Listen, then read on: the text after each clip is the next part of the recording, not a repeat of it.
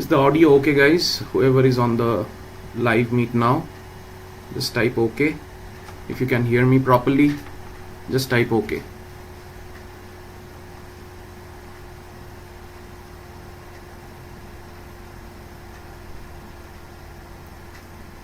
Okay, good. Thanks Aman for that. Others, I hope you can hear me properly, and I was a bit worried about the audio quality, but this is the best I can do.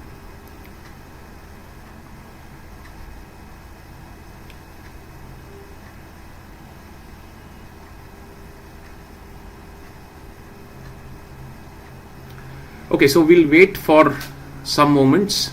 Let your friends join. I'll be here, but let me mark myself on mute. Yes, good morning. So there is a 10 seconds delay typically in YouTube live. So between the time you respond and I respond back, or vice versa, that's the kind of delay that will be there. So keep that in mind.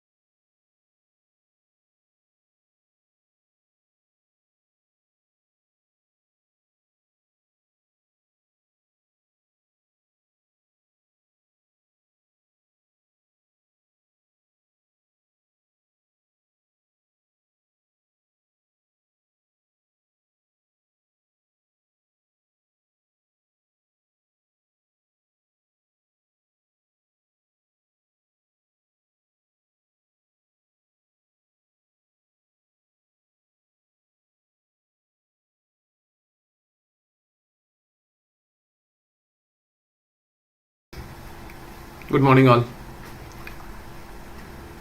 Good morning. Good morning. We will get started in another 5-10 minutes. Let me see how many of you are here.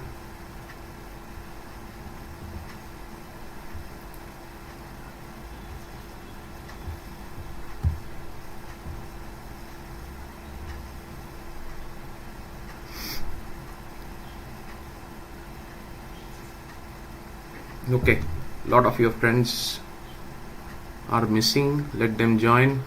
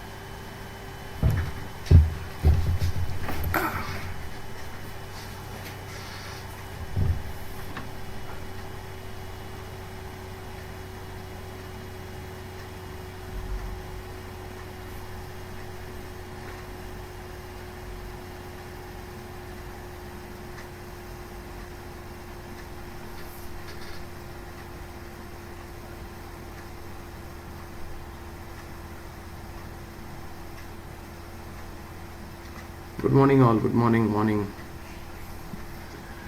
Good morning.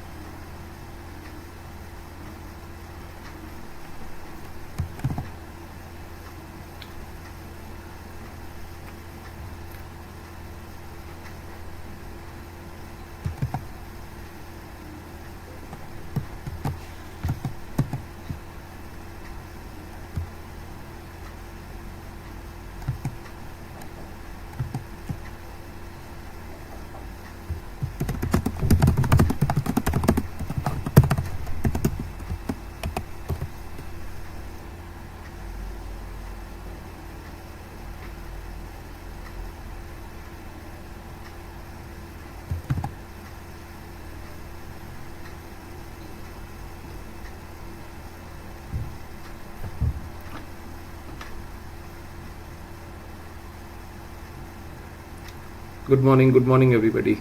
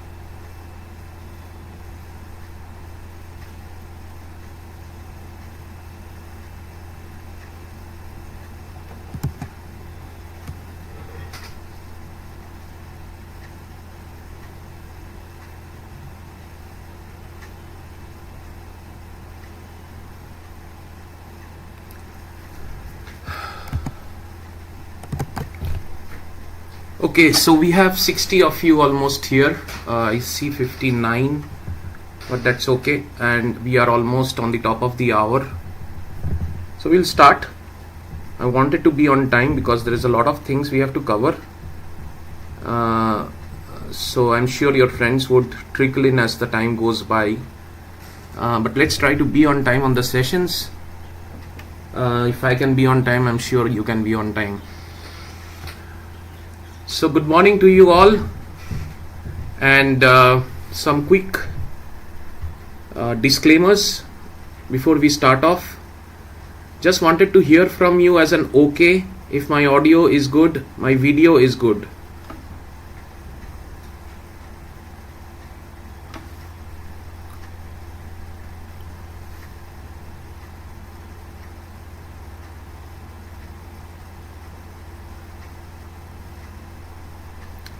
Okay, thank you. So now that we have the infrastructural challenges set and dusted, what we'll do is we'll try to structure the day. You already know how we'll structure the day. I have given you the schedule. We'll try to cover Unit 1 and Unit 2 today. Unit 1 we'll cover in the first half and Unit 2 in the second half. That is the plan. So that's how we will proceed, and I guess we can finish off the first half early, if I am not mistaken in terms of the content that I have for you, but the second half is going to be a bit dicey. So let's see if we can push some topics into the first half if we finish off early. So that's on this part. Some basic discipline. Of course, YouTube live is a muted chat only. So you cannot speak, understand. Every one of you is time boxed into a 10 seconds delay between two messages, just to prevent spamming. And then of course your only method of communication is through this chat box to me, and my only method of communication to you is what I hear from you from the or what I see from the chat box is what I hear from you. So that way the chat box becomes very important for both of us in order to make merry out of this session. So let's try to utilize the chat box to the best of our abilities for a productive and meaningful insight. Yes, you can also use WhatsApp, but it's better to keep everything in the chat bot, so that if the recorded sessions are published, then the chat also gives meaningful insights to people who might be watching the recording at a later point in time. So that's for Zeniki1729 who asked that question. Now I would prefer all your questions coming up here, because my WhatsApp, though it is open, I might have muted it for the betterment of this session. So we will try to accommodate that in that context. Now I see we have 89 of you already here, and I would expect this to grow as the time goes by. So let's start off without any further ado. We are at 9:01. Why we are here? We are here to see that if we can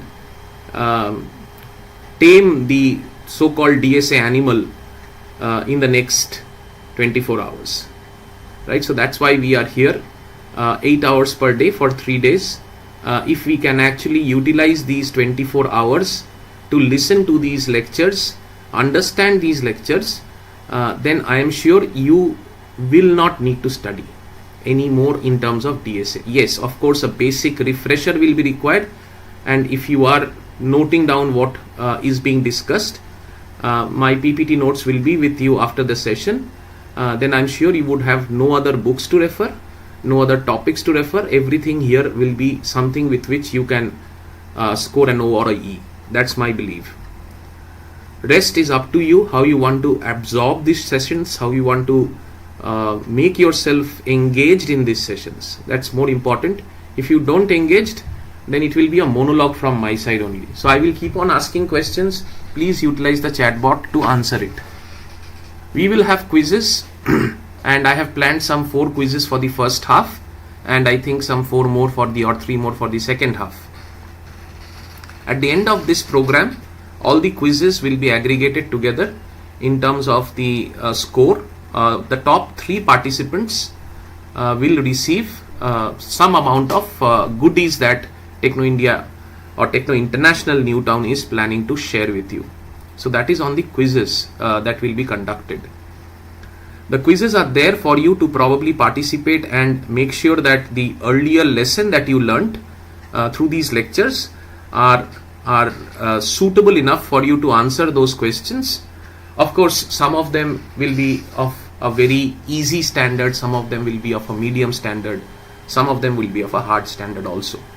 But it's not going to be too lengthy quiz, maximum 5 to 7 or 10 questions maximum. So those are the that's on the quizzes. So wait for the first quiz after the first topic, that is algorithm fundamentals, which we will finish off in the next 1 hour. So 105 of you are here now, so it's probably the right time to probably introduce myself. Hello everybody, my name is Kallol Bhattacharya. Some of you know me, some of you don't. And for people who don't know me, I have spent around 25 years in the IT industry with various Fortune 500 companies, TCS, Infosys, Wipro, Cognizant, and then finally 1.5 years back I retired from there and joined the Techno India group to be with you in terms of making you understand what are the best practices of the industry and how to probably shape you better in terms of the gap that the industry sees between what education is provided in the colleges versus what the industry needs. So that's my main charter. Enough about me. It's more about you here. How do we make you prepared for DSA? So let's get started on that. If you have any questions, please feel free to ping on the chat window. I will be coming back to the chat window probably 5 to 7 minutes intermittently because this chat window will not be open on my screen. So I'll have to do an alt tab for that. So don't expect an immediate answer, but please keep posting your queries on chat window and I'll come back and I'll answer to all of them. So this is what we will cover, which is on the screen, which you already know. So let's get started with the first topic, which is our algorithm fundamentals.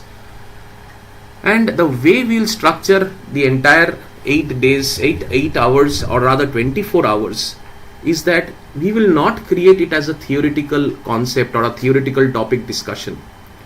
So we will try to align it with the kind of questions that are asked both in MAKAUT as well as in GATE as well as in other universities. So I have taken 3 sources of questions and I will try to teach you all the topics that is part of your syllabus through these question answer sessions or the question answer way that I have put up in these slides. So I'll not get into the theoretical concepts and then get into questions against that. I'll try to avoid that. 90% of this, what you see, will be aligned to questions that are commonly asked, be it in terms of MAKAUT questions last 10 years or GATE or for that matter any other university questions. I have taken some 2-3 university questions also into the scenario and tried to aggregate all of that into a flow so that we can cover module 1, module 2, module 3, module 4 through those questions itself. That gives you 2 advantages. It is not going to be a boring theoretical lecture, which I hope so, and it's not also going to, it's going to be very close to what you can expect from the actual examination purpose. So that way it will serve both the purpose. So we had when we were 6 months earlier, when we were doing our C classes, right, we had understood about primitive data structures. So this was your primitive data structures, where you learnt about data structures and how you stored an integer, how you stored a float, how you stored a character, etc. Right. So now you have grown old, right? So you are 6 months older than what you were before. So there is no more primitive. So everything now has become non-primitive for you, right? So the non-primitive data structures for you, you have already or you would have already heard about linear and non-linear. This is one question that is very favorite. Difference between those two and what are these? So linear data structures are those where the sequential methodology of movement of accessing the data, what we call as traversal, right? So if you traverse through a data structure from its beginning to the end, then the movement will be sequential in a linear data structure. For example, in an array, you will start from the 0th index and then only move from 0th to 1, 1th to 2. Even if you start from in between, from the fifth, you can only move forward or backward. So it's a line that you can actually draw in terms of the movement. You cannot do a haphazard way of traversing through a linear data structure. So that is on the linear data structure. These are the examples, all of them. Arrays you have done, linked list will cover, stacks, queues will cover. Non-linear data structures, both trees and graphs will cover, and these non-linear data structures are typically your hierarchical data structures where the traversal is hierarchical. And when we say traversal is hierarchical, storage is also hierarchical, traversal is also hierarchical. So while your linear data structure will be stored like this, like stored like one after the other. If this is an array, it will be stored like this. If it is a linked list, it will be stored like this, right? So which is basically to point out that there is a line between the two nodes that will stitch them together, and every movement happens along that line, right? And you cannot actually jump things in a linked list for that matter. Hence it is something that you need to be aware of. Stacks and queues, again the same thing. You cannot jump the queue, you cannot jump the stack, you cannot pop out a different element other than the top element. So everything will happen in a sequence, in a normal linear sequence. Whereas in a tree-like data structure, you will have a hierarchical representation of the nodes, and these hierarchical representation of the nodes will give you the ability to actually move from, let's say, from here to here, and probably go back again and come back here to here. So these kind of movements is definitely possible. Like a haphazard movement like this is definitely possible when you go through around in a tree. So which means that we are talking about sequential storage, we are talking about traversal in a forward or backward direction, and of course that creates less flexibility for us, and the examples we have already talked about it. So for a non-linear data structure, the flexibility is much more, and hence a typical question that is asked is, if the elements of a data structure are stored sequentially, then it is called as, now the answer can be array, linked list, stacks, queues, but then that's not probably the most appropriate answer. The appropriate answer will be the group, which is the linear data structure. The elements of a data structure is what they are asking. If the elements of the data structure are stored sequentially, it can be an array, it can also be a linked list, it can also be a stack, then what do? You will group them together and answer. So always remember, in fill in the blanks, they might not give you choices. So when you come around with multiple correct definitions or correct answers, please select the most appropriate one. In my classes, I have seen people answer arrays or people answer linked list, and which is something that you should not mistake for this particular simple answer, right? This has to be, the answer has to be linear data structure, because we are talking of all the 4 parts here as a part of the answer to this question. So that's on the algorithm fundamentals as far as the linear and non-linear data structure is concerned. So that's a very important topic. Beyond that topic, if we move forward, then typically very easy questions, and these are from your C days that are being asked. What is the disadvantage of an array data structure? Of course, you know that in an array, you will have to define the array with the dimension of the array when you are actually initializing it. So we are saying that int ARR 10, this 10 is something that you will have to tell it upfront, right? If you want to tell it beyond the static code, that is in terms of a dynamic loading of the memory, then you will have to rely on syntaxes like malloc and calloc, right? So that is something that also you should be knowing from your C days. But then the disadvantage is this, that I have to tell it that my fixed size will be 10, right? My fixed size being 10 means what? My fixed size being 10 will mean that I have to be very cognizant of the fact that I have to utilize those 10 so that those 10 spaces will not get wasted, or if I need more spaces, I will not get those more spaces, right? So I have to be very meticulous in terms of understanding how much pockets I need at the very onset of writing a program, which is very difficult for anything to happen, anybody to probably guess. For example, your class of, let's say, 65 people suddenly becomes 66 when, let's say, a lateral person joins in your class. So if we had created a 65 pocket static array, we could not have accommodated that person into that array, right? So that way this becomes the major disadvantage of an array data structure. Next, if you see the data structure is a particular way of, now what is a data structure? Anything that is a structure can be seen around in the physical world. Any structure can be seen around in the physical world. Any aggregation of data is a structure that you see around in the physical world. A pile of bricks is a data, or rather a pile of bricks is a structure.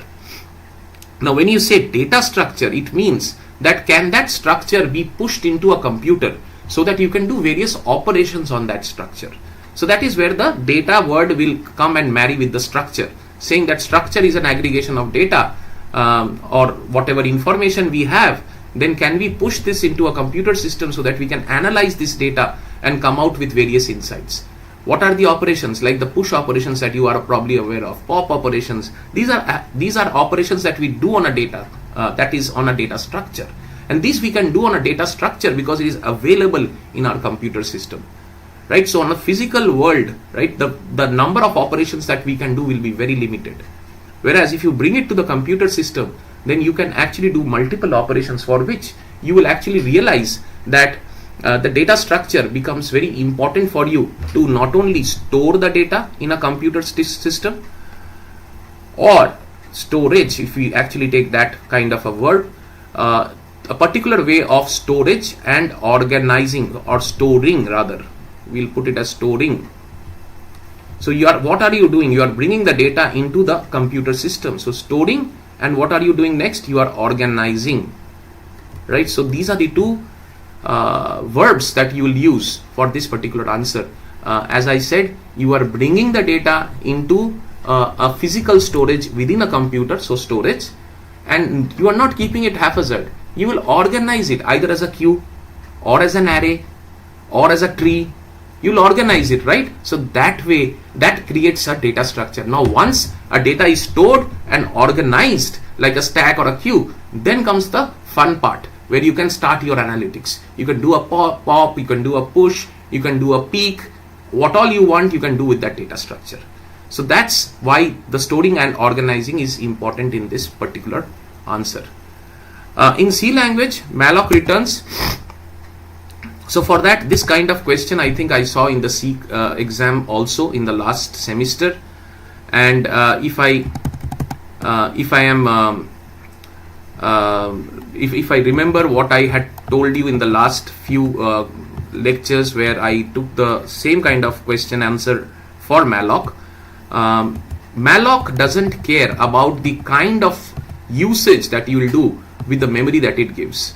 So we have to be very careful about what Malloc does. In Malloc, what happens is, if you are actually asking Malloc, please give me 5 integer spaces. So you will say 5 star size of int. This is what you will say. Please give me 5 integer spaces. Malloc doesn't even care you asked it for 5 integer spaces. Why? Because this is not going to Malloc as 5 star size of int. This gets first evaluated as 5 into 4, because 4 is a typical number of bytes for an integer. So this becomes 20, right? So 5 into 4 equal to 20. This 20 is what goes inside Malloc. So what does Malloc get? Malloc gets something like this.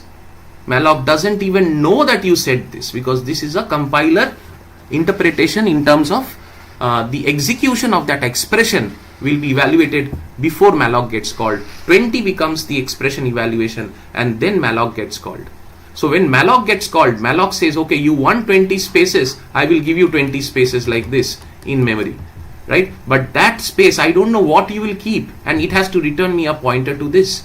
So if this is at 1000, it has to return me a pointer to this. So if it returns a pointer, what is the type of the pointer it returns? It cannot return me any kind of a pointer that it knows that I will store that kind of a value. Does it know I will store int? No. So can it return int star to me? Can it return an int star pointer to me? It cannot, because it doesn't know that I will store an int. All it knows is I asked for 20 bytes. That's all it knows, right? So it will return me char star? No, it doesn't know that also. So what does it do? It returns me void star. That's what it does. And it says you define what you want to store. I am giving you 20. pockets. I am giving you 20 pockets for your fun. Do whatever you want with it. I don't care. But I will give you a void pointer. So that's why the answer to this question is void pointer. So if we move on to the next set of things that we plan to cover, how are strings represented in memory in C? Very easy. If you see a string which is let's say hello, then this hello string will be represented in memory as an array of characters, which is HELLO, and this is your array 0, array 1, array 2, array 3, array 4, and there will also be a /0 as a null terminator. We call this as a null terminator. So of course the answer is an array of characters, but the actual storage, if somehow some question comes that why does a string have a null 0 or a /0, that is a null terminator at the end, the answer to that is when the machine reads this particular address, whatever that address is, let's say 1000 is this address. When a machine starts reading this address, it needs to know where to stop. For an integer it is very easy. For an integer array it is very easy. 4 byte, 4 byte, 4 byte, 4 byte. So it knows that 79 is here, 89 is here, 65 is here, 50 is here. This is 4 byte. This is 4 byte. This is 4 byte. So each of the 4 bytes it knows that it will be a number. So it is asked to actually get that number. The number itself is 1 unit. So the 1 unit in this case is the entire is 1 number. But here the unit, 1 unit here is the entire string. So the string is not in one pocket. The string is in multiple pockets. So the string is not in one pocket. So in order to get the string, it has to move forward, forward, forward, forward, take every character till it reaches something called as the null character. And that's where you get the string back. But for an integer array, you don't need to, because the first pocket itself is a 1 unit. Second pocket itself is 1 unit. Whereas for a string, the storage or the sequence of characters is 1 unit, not 1 character. And that is the reason why you have a null character in the string. So that's on your algorithm fundamentals. Now, an interesting question that typically comes is this matrix flattening question, which is very important as well as very trendy in terms of the way it is being asked. So at least 2 questions are there. I'll attempt to take you through all of that. So what it says is, which of the following expressions So which of the following expressions accesses the ij entry of a m by n matrix stored in column major? So let us take a column major matrix. Let us take a ij matrix, and we will take, for that matter, let's take a 5 by 4 matrix, right? So we will take 5 rows like this, which will be marked as 0, 1, 2, 3, 4, 5 rows, and 4 columns, which is marked as 0, 1, 2, 3, 4. I hope you are understanding and you know that this is a matrix, and this matrix here is what we call as M, and this is what we call as N. So in our case, M is equal to 5 and N is equal to 4. So this is what we have assumed. Now what is this trying to tell us? This is trying to tell us that if we have a reason to understand what is stored here, what is the value stored here? Some values are there. Suppose some values are there. Then how do we get to this value from a 1D array? Because this is a 2D structure. So from a 1D array, how do we get to this value? First of all, we have to understand what we are trying to do. We are trying to take this matrix and we are trying to say that it's a challenge to all of us. Store this matrix in a 1D array. 2D array we can understand, but store these matrices in a 1D array. So then what will we do? We will say that we will take out this particular portion. We will take out this particular portion. Or we will say that we will take out this particular portion. Right? So, and what we will say is we will take out this particular portion and then we will put it in an array. So let us do that. If we do that, then if we go by the column, because we are saying column major, right? Column major means what? Column major means we will go like this. we will take all these 5 blocks, store it in a 1D array. Then we'll take the next set of 5 blocks, store it back to back. Then we'll take the next set of 5 blocks, then we'll take the next set of 5 blocks. So this is how we will store the array in this particular way, right? So if we do that, then what will happen is, let's draw the array. So there are what, m is equal to 5 and n is equal to 4. So you have 20 as the total number of pockets that you need, 20 as the total number of dimensions that you need in order to actually store these 20 elements, right? So let us create that. So if I create a 20 pocket array, right? So let me do that. This is going to be 10, 5, 1, 2, 3, 4, 1, 2, 3, 4, 5, 1, 2, 3, 4, 1, 2, 3, 4. So we have a 20 pocket array.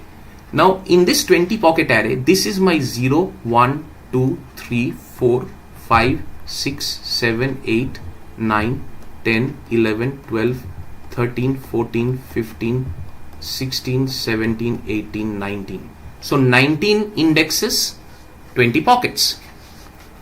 Now with this in mind, how do we store this? We will take this entire block,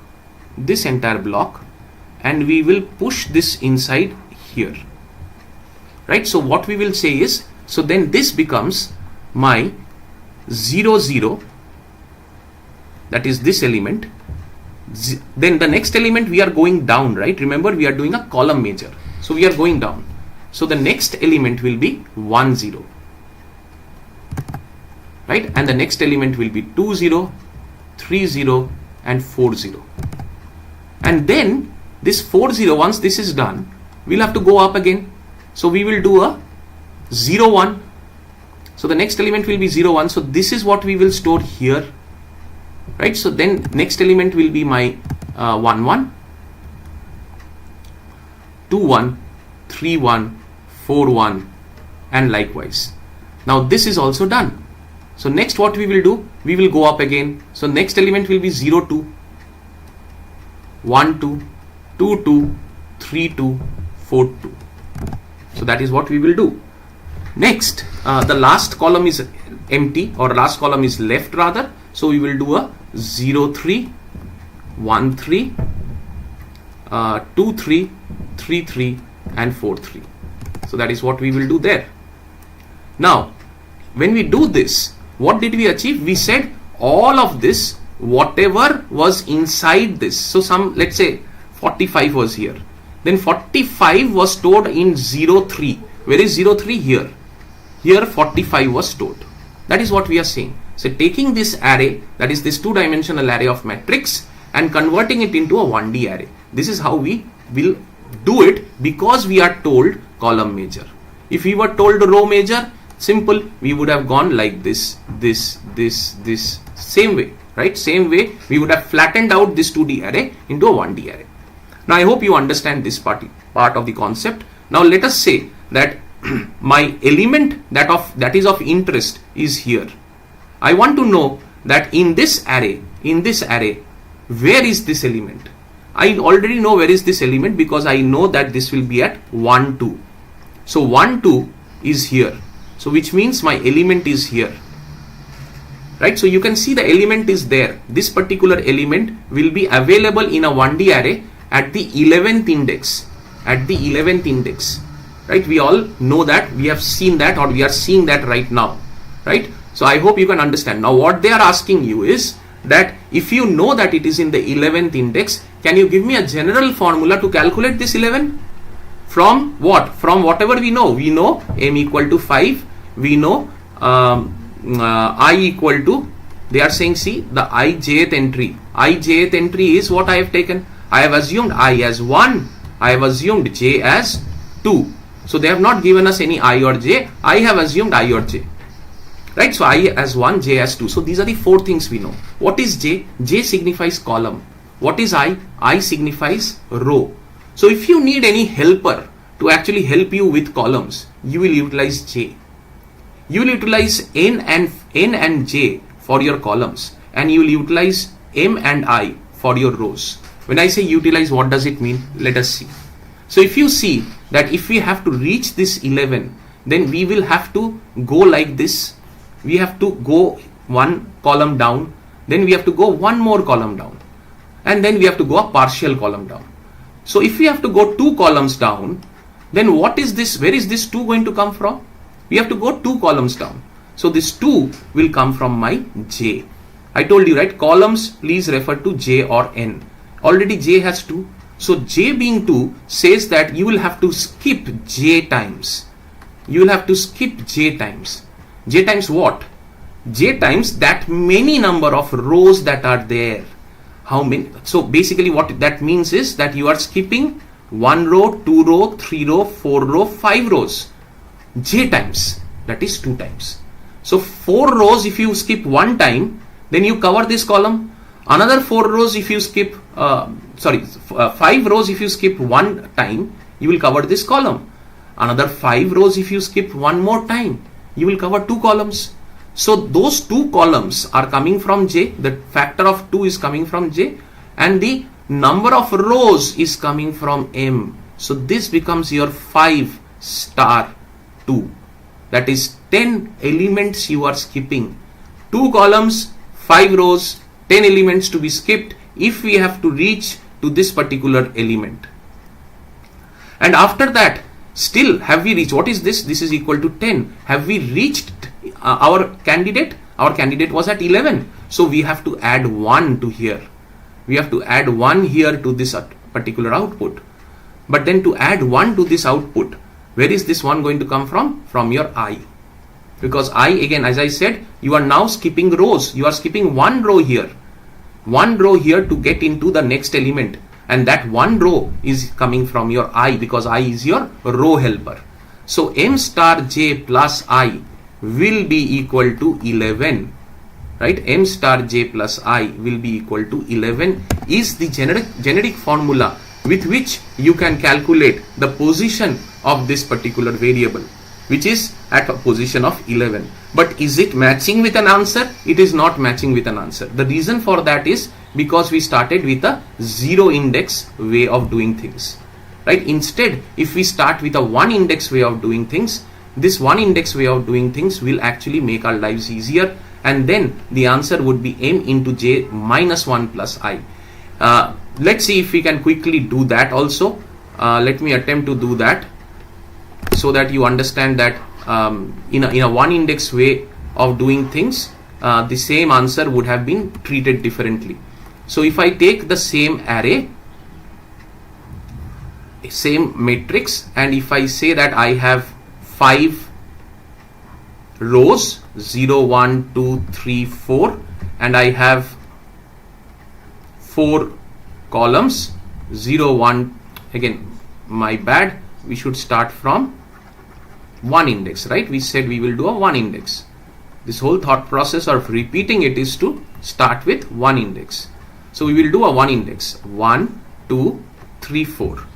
And then what we actually do is we say that we want to go here, right? So that's all we do. And then our M is still 5, our N is what? N is 4, and our I now is 2, our J now is 3, because this element of interest is at row number 2, column number 3, right? So that's why our I is 2, J is 3. So if we flatten out the array now, if we flatten out this array and we break it up, then 1, 2, 3, 4, 1, 2, 3, 4, 1, 2, 3, 4, 1, 2, 3, 4. Yeah, so if we flatten out, then this becomes my and we are going, remember, we are going like this. So this becomes my 1, 1. This becomes my 2, 1. This becomes my 3, 1. This becomes 4, 1. And this becomes 5, 1. Right? So with that, we can now move to the second column, which is going to be 1, 2. Second column starts from 1 row, and second column, because it is second column, 1, 2. Then 2, 2. Then 2, 3, 2, 4, 2, 5, 2. Then we move to the third column. The third column is 1, 3, 2, 3, 3, 3, 4 3 5 3. Then we move to the fourth column, which is 1 4 1 4 2 4 3 4 4 4 5 4. So where is our element? Let us mark our element. 0 1 2 3 4 5 6 7 8 9 10 11 12 13 14 15 16 17 18 19. So where is our element? Our element is at 2, I equal to 2, j equal to 3. I equal to 2, j equal to 3, I equal to 2, j equal to 3. So I equal to 2, j equal to 3 is here. So our element is here, right? So if our element is there, I equal to 2, j equal to 3. Did I make any mistake? Let me see. Yeah, the mistake is that because we have taken one index as the starting index, this also will be one index, right? So this is something that you have to be consistent. Because you are choosing the matrix to be one index, this also has to be one index. So this will be 1 2 3 4 5 6 7 8, the way it goes in a one index mechanism. 11 12 13 14 15 16 17 18 19 20. So this element that is of our interest is at position number 12. Now where is 12 going to come from? What are you doing? You are actually skipping one complete column. One complete column and two complete columns from here. Where is that going to come from? From your helper j, which is your column helper. So column helper will help you with that. So column helper will take j, but I have to do a -1 because j is 3. I am skipping two columns, so j -1. But each of the columns, how many rows am I skipping? 5, which comes from your m again, right? And we have discussed that. So these are the 5 columns, 5 rows that we are skipping, which comes from my m. So 5 columns skipped 2 times because 2 columns are there, or 5 rows skipped 2 times because 2 columns are there, will translate to what? Will translate to again 5 into 2, which is 10. How much left? We have to do 2 more. So we have to do 2 more. Where is that 2 going to come from? That 2 is going to come from your I, because those 2 are the rows that you are skipping, right? So the rows that you are skipping will come from the row helper, which is equal to your I. So that is why your generic formula becomes m star j minus 1 m star j minus 1 plus I, and that is what you will see as the answer to this particular problem. M star j minus I plus m star j minus 1 plus I as the answer to this problem. So I hope you have understood that the answers will be, whenever you see I minus 1, if you see I minus 1 like this, j minus 1, n minus j, if you see a minus sign with a multiplier, right, you will understand, you have to understand that it is a one index. If there is no minus sign, then it will be a 0 index. Like for example, we had calculated m star j plus I if it was a 0 index. If it was a 0 index, that is what we did just a few moments back, right? So for a column measure, m star j plus I was the 0 index, and for a 1 index we have calculated m star j minus 1 plus I. Remember these two, because these two will be therefore thereafter used in multiple formulas. One of the questions is this. So if you see here, one of the questions here says that suppose one 2D array is initialized with this, base address is this, find the location of the element A24 in a row measure form and column measure form. So it's simple enough. A row measure form I will not probably do for the sake of time. I'm sure you can do it. Same way we have done the column measure, same way you have to flatten the array, same way you have to calculate. But I'll do the same thing for column measure, and you can understand the way we'll approach this problem.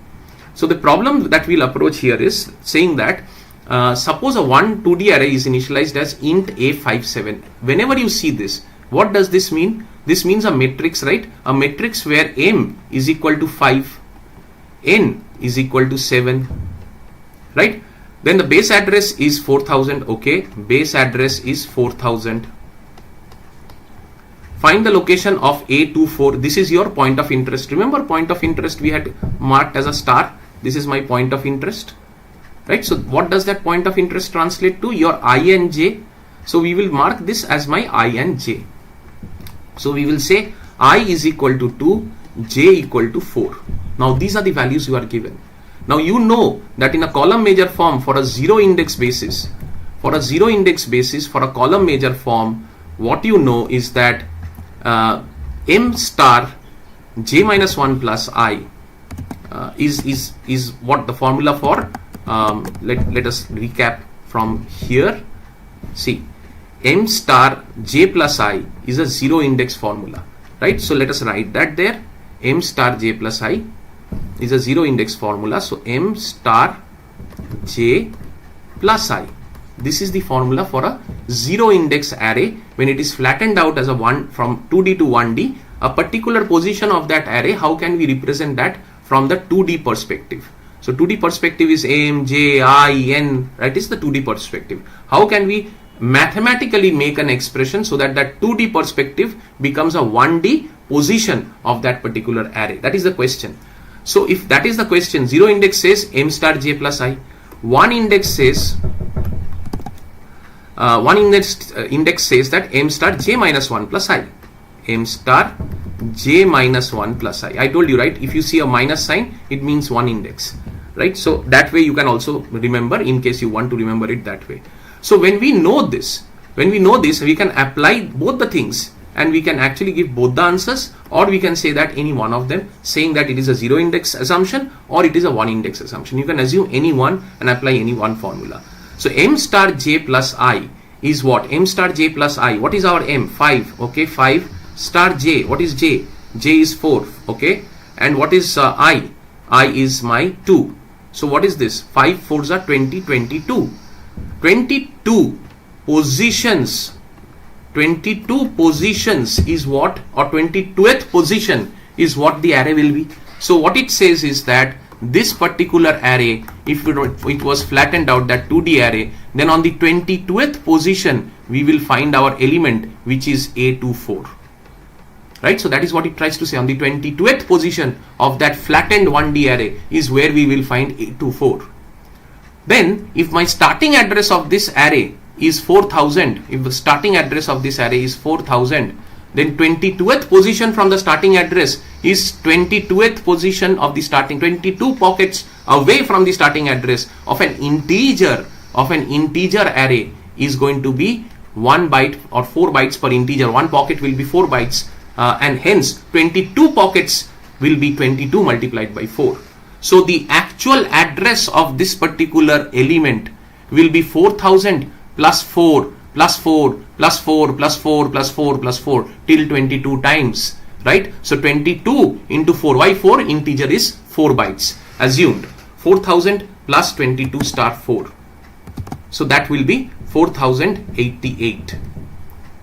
That is one answer if you take a zero index assumption. If you take a one index assumption, the answer will be 5 star j minus 1. What is j? 4 minus 1 plus 5 star j minus 1. Yes, 5 star j minus 1 plus I. I's value is 2. So 5 3s are 15. 15 plus 2, 17th position. So 17th position from 4000. 17th position from 4000 will be the actual element which we are trying to seek, and hence multiply this by 4. So 17 multiplied by 4, 7 4s are 28, 2 4 1s are 4, 68. I hope I am getting my numbers correct. 7 4s are 28, 2 4 1s are 4, yes, 68. So 4068 is going to be the answer unless I've got my maths wrong. So that's the answer to 4088 is one answer, and of course the other answer will be 18 into 4, 5 3s are 15, yes, 17. So yes, 17 into 4 and then 4000 added to it, 4068. So that's what is coming as a matter of fact from a one index problem solving standpoint. Now similarly, zero index and one index both will have a row major calculation, and you will probably be able to find it out. I keep it as an assignment for you, that find out what is going to be this answer for from a row major perspective. What will be the answer both from a zero index and from a one index? So we can utilize some of the time that we will have tomorrow to actually debate about whatever answers you have got here. So we will leave this here. I hope you understood. So this is coming at least 2-3 times. This has come even in MAKAUT. So I hope that you have understood. All we are doing is we are taking a 2D array, and we are actually flattening it out and saying that, okay, we have flattened out this 2D array, but what about this position? This position was what I was interested. I could easily address this position by saying ARRIJ. Now you have taken away that credibility from me by saying that everything is now flat like this. So I cannot say ARRIJ. I will have to say some array, let's say flattened array, flat array bracket something. Let's say P, flat array something, some index, right? I have to say. So how can this I and J be translated to this P so that I can know where to go in this flattened array, 1D array, to access my element? That is the question. The formulas I have given you, and you have to intelligently understand what to do with this 4000, because this was the starting address to this array. So this position is going to be that many number of pockets away from the starting address, and hence you will apply your common sense to actually add it up. So that's the array part of it, or the 2D array to 1D array conversion part of it. Coming to algorithms, if we define an algorithm, then the definition of an algorithm and the characteristics of the algorithm, if you see closely, they go hand in hand. So an algorithm is a finite. So what is a finite? It's also a part of the characteristics. There cannot be infinite number of steps in an algorithm. There has to be a finite number of steps which will end by a possible amount of time. So that is finite. And the steps cannot be any ambiguous steps. It should be well-defined steps. So step-by-step sequence has to be well-defined. It cannot be ambiguous, right? You cannot just say that run fast to that tree. What does fast mean? In your dictionary, fast means something. In my dictionary, it means walking, right? So run fast to that tree is an ambiguous set of instruction. Hence, it is not well defined. So that is what we mean by step-by-step sequence. And designed to solve a problem, the third thing. So this was the first thing, this was the second thing, this is the third thing. So this is the first thing that is coming from the definition. This is the second thing that is coming from that definition. And designed to solve a problem. Any problem that you are given, how do you solve it? You need an input, you give an output, right? So this becomes your third thing. Solving the problem becomes your third thing. So the input is sometimes given, sometimes not given. You might not be given any input to solve a problem, right? Or sometimes you might be given an input to solve a problem. That is there. So an algorithm, if an algorithm has to be an algorithm, then this line, which is the input line, may or may not be there. So this line is not mandatory line. This line is not a mandatory line, right? It's a dotted line. It may or may not be there. However, the output line always has to be there, which means an output will always be there from an algorithm. Whenever you are given a task, of course you are given a task to produce an output.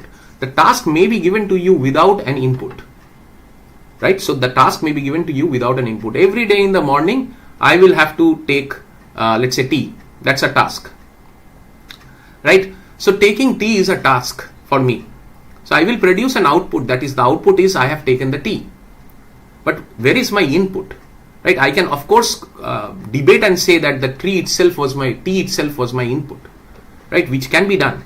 But actually, if you see, if I remove the materialistic nature of this example, if I remove everything in the materialistic world and say that every day in the morning I'll have to meditate, right? Meditation will be done with a purpose. So if I say meditation is an algorithm, then meditation has an outcome that after this I will exit.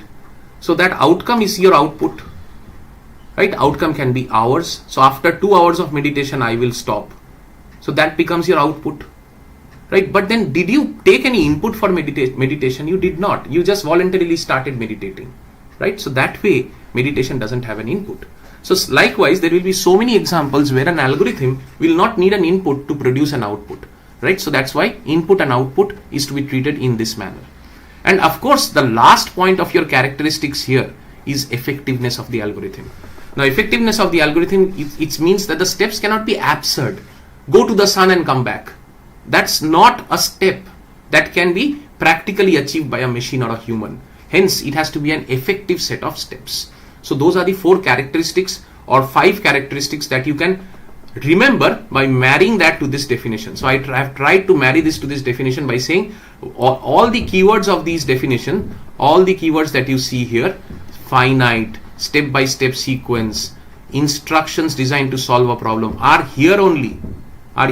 So if you remember the way I'm probably trying to attempt to teach you, then you don't need to probably mark this up. So that's on the algorithm fundamentals, on the definitions of it. And if you have to give an algorithm to somebody, then the person needs to judge your algorithm, right? So the judgment will be on these lines. The person who will take your algorithm and use it for his own benefit will be judging your algorithm on these lines. Time complexity. What is time complexity? Time complexity is how much time it takes to run.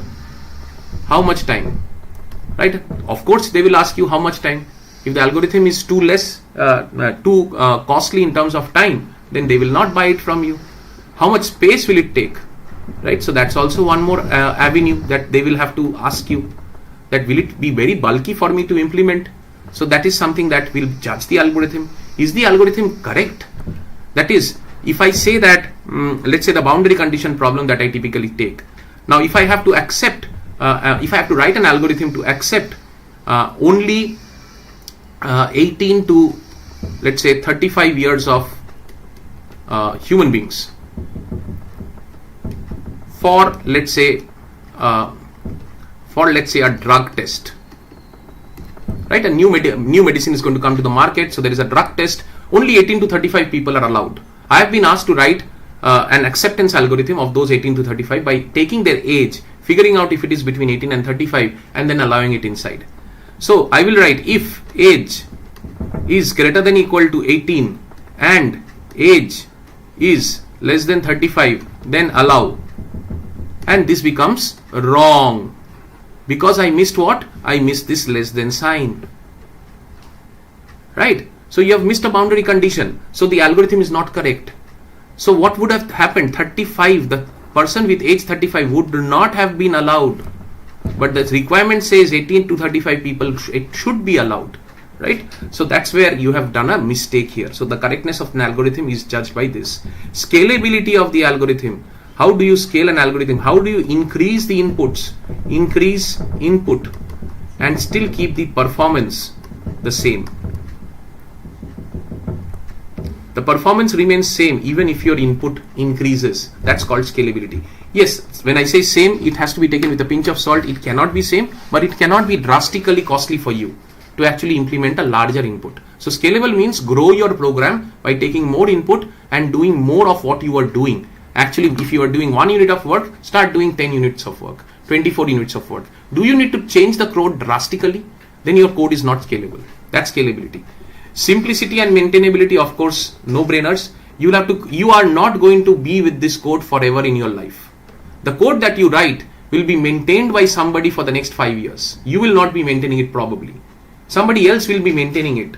And then it will die its natural death. Every code dies its natural death. Right? So the duration of time in which this code is maintained by others should be easy for them. That means the code should be simple and maintainable. You have to write the code in a simple manner. Right? So that's simplicity.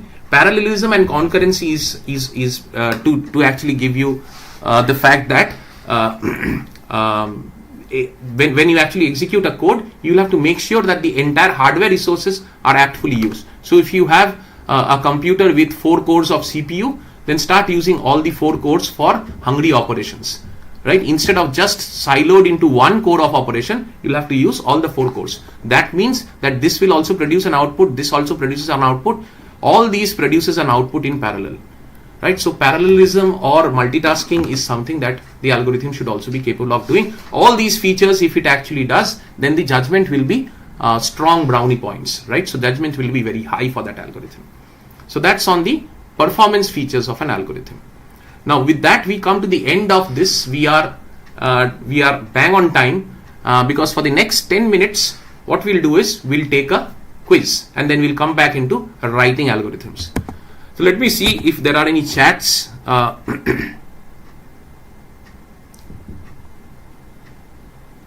Okay, somebody has already done the row measure.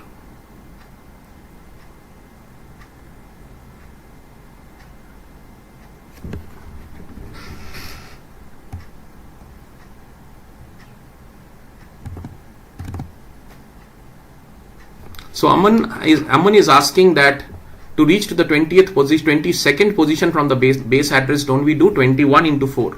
We don't do that, Aman. We said position, we didn't say index, right? So position and index are different, na? So we said we will go to the 22nd position, not 22nd index. So 22nd position will be where? From a 0 index standpoint, 22nd position will be 0 to 21. So we are still skipping how many? 22 records. So 22 records into 4 is what we will have to skip. So that's why the 22nd position is important, Aman. I hope you understand. 4072 and 4044 for row major. Very good. I will need to validate that, Sneha.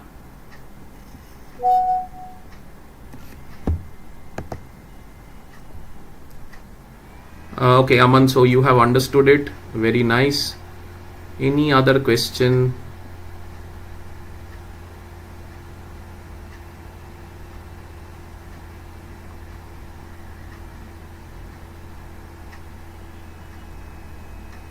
Okay, so we were all talking in the chat about the row major and column major. Good. So you have started contributing to it. Nice. Thank you for that. Now let's get into the quiz. But before getting into the quiz, let's do a simple poll. Let me go here. You'll have to give me 30 seconds while I switch windows.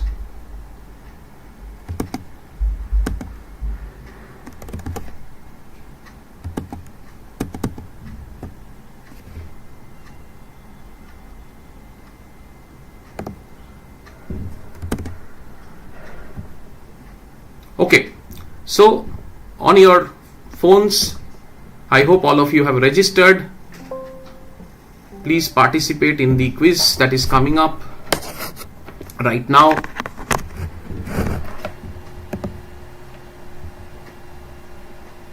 This is a poll and it's typically not a quiz, just one question, just to understand what are your energy levels. Scan this QR code with your mobile. You have already registered, I hope, on the quiz site, and log in. If you can't scan, 228720 is also a typing code that you can give.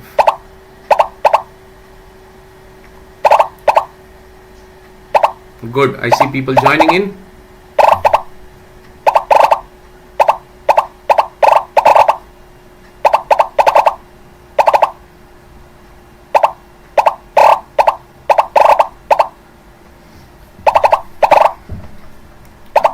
We will wait for 120 at least before we start.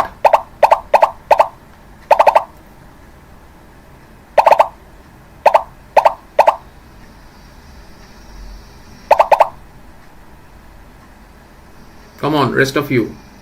There are 150 people in the chat.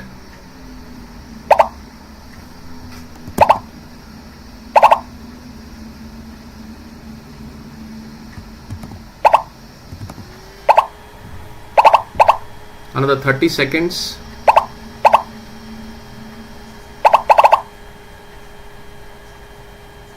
Srijib, no, you don't need to write both of them. You write only one.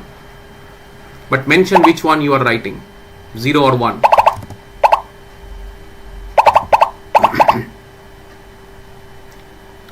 Okay, so since this is the first quiz, I'm giving it some more time for all of you to be accustomed. Obiru Pal, you need to have your profile changed to underscore your university roll number so that I can track it. Alim Ghazi, the same to you. Anik Mandol, same to you. Anit Sen, Anjali Gupta. If you see the screen, all of your friends have given their names with an underscore roll number. Please put an underscore roll number to your name, otherwise I will not be able to track you. Bishwarup Basu, same thing. Disha Karmakar, Farhan Anwar, Jyoti Kumari, Jeet Nandi, Krish Shaha, please put an underscore roll number. Go to your profile and change your last name, change your name or last name, whatever that is called, with that. Please do that before the next quiz. Rafat, Firdaus, Ritam, Jana, Ronnie, Roy, All of you, please do that. And there are so many others also. Pragati Pandey, Deyanshu Raj, please do that. Okay, so we have 120 and I said we'll start at 120. So we'll start this, just one question, just to see your excitement levels.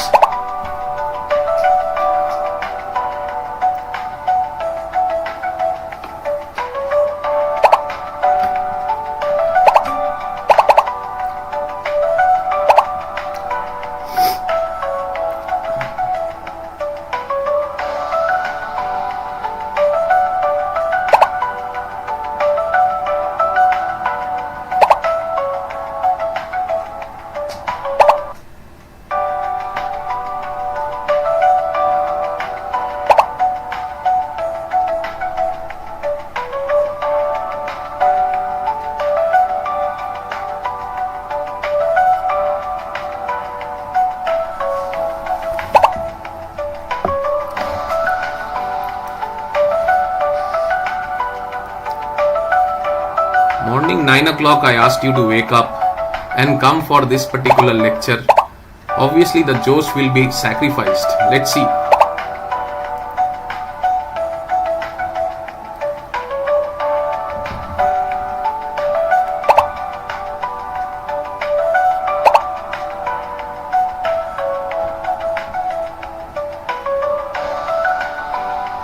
Okay, I will be ending it now. There are still some 10 of you who have not answered, which is okay. Yeah, almost 10 to 14 of you. Let me end it for the sake of others.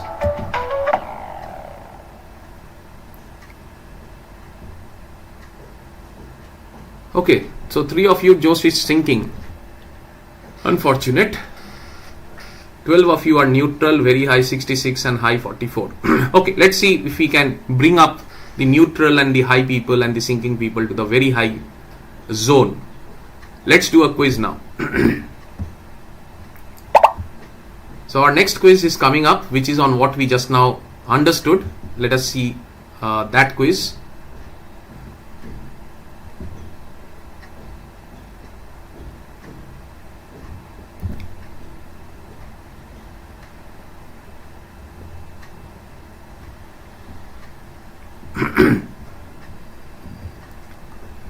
So coming up on your screens, a new QR code. Please scan this QR code. Every quiz is different QR code. So just scan that QR code again and log in quickly.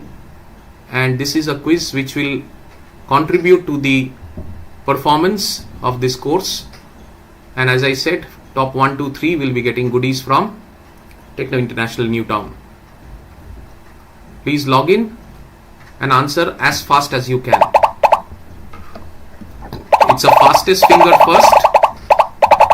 Even if you answer correctly, you might be not the 1, 2, 3.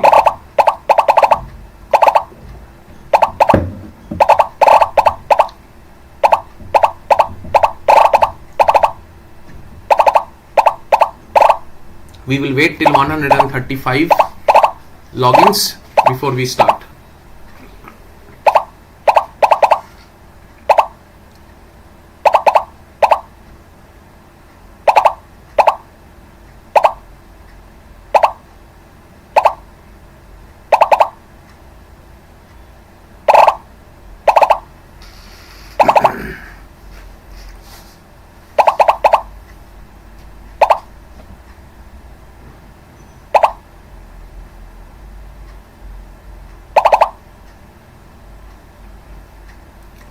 $114. Now the rest, guys.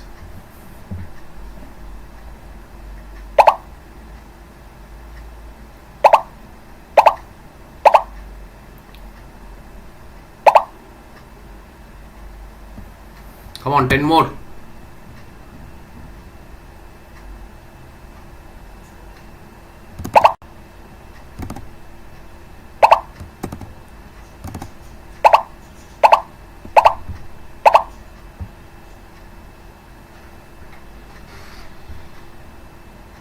Okay, we'll start off. We have almost 130. We'll start off. So as soon as I press the start, The questions will be appearing. I don't know whether I kept 5 or 10 questions. It might be a 5-question quiz or a 10-question quiz. Each of the quizzes are either 5 questions or 10 questions.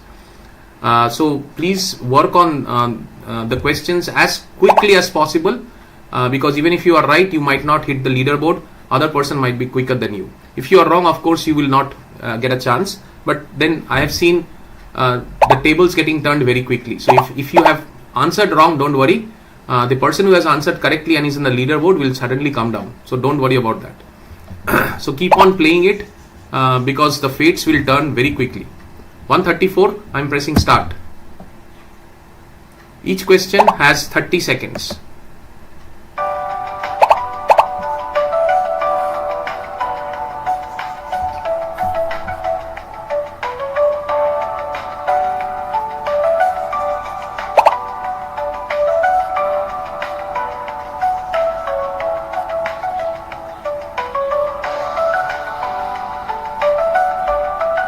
Good. 100 of you have answered in 10 seconds, which is nice. Now let's see what the answers are coming. If you have listened to the lecture, you can answer every question correctly.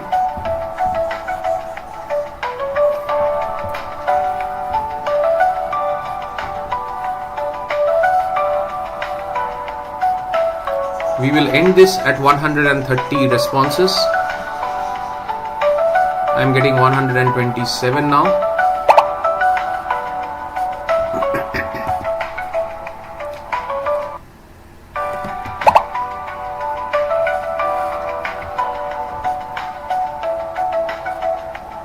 So I have 130 responses and I will end the question now. Good. More than 90% is good at any point in time. Shayan Dash is topping it now. Almost 90%. Just now 2 more answered, which brought it down. So 126 people have answered correctly, which means they have listened or they had the knowledge earlier, which is good. So finite sequence of steps to solve a problem is the non-terminating is, why would it be non-terminating? That was one of the conditions of not being it, right? So it has to terminate. So let's move into the next question.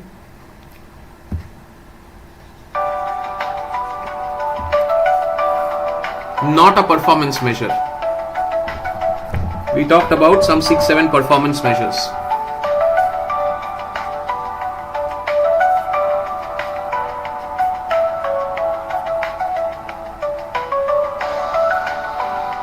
Good. 10 seconds, 100 of you have answered. Good, good. Keep it up. Chalo, 130, quickly. 150 of you have joined in the quiz. Good. But answer now. Within the next 15 seconds, 10 or more of you answer, please.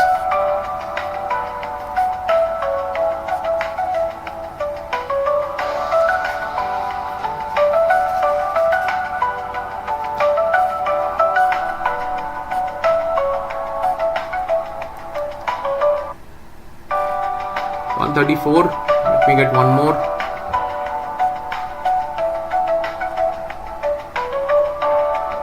Answer at least to get some points, even if it is late, because you never know how the leaderboard will flip. Ending it now. 30 seconds was there. Timer is up. Ending it now. 118. 86 or 85%, I think. Shayan is still topping. Arpan, Arindam, good job. 1, 2, 3. Shayan, Arpan, Arindam. Yeah, 80% almost. Aesthetic design, most of you answered. All the time complexity, correctness and space complexity, the people who have answered might not have seen this word not, because these are actually performance measures of an algorithm, right? So let's move on to the next question.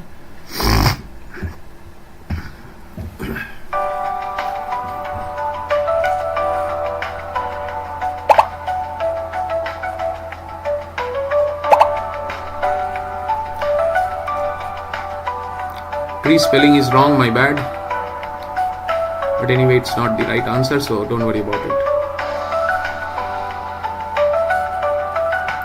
Very easy questions. If you have listened, it is very easy.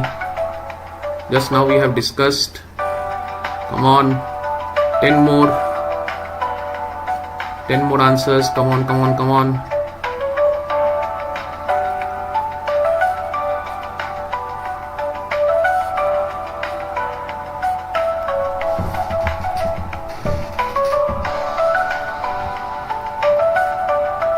First time we have 140 answers, which is good. I will end the quiz now. 132. See, the leaderboard changed. Preetham Datta, Pratyush Singh. Sayan is still constant, but Arindam Arpan moved down. Probably fastest finger issue, right? So Preetham has moved up. Good. Pratyush has come up. Good. Their fingers are working faster now. So that's on this particular question. But I'm surprised sparse matrix and AVL tree, whoever said. We didn't even discuss that. So we are saying linear data structure, things which move in a line, array and linked list. We discussed that. So next question.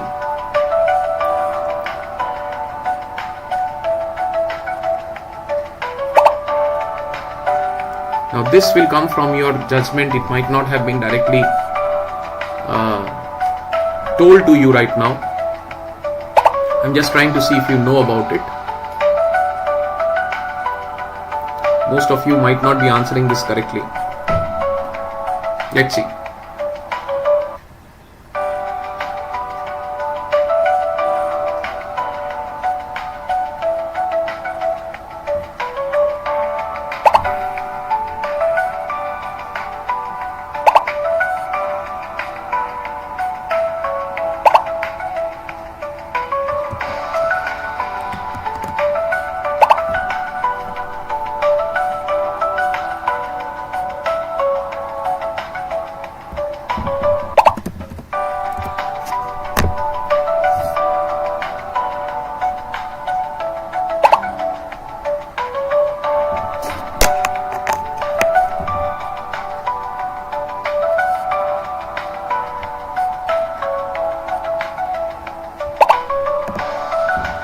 Okay, I'm ending the question. Shayan is still there. Preetham, Srijeev has come up. Okay, good. See, Upasana has come up. Arindam has gone down a bit, but we have ample of time. 47% have answered this correctly, and if I see the answers, then these are the correct answers. Sparse matrix is the answer.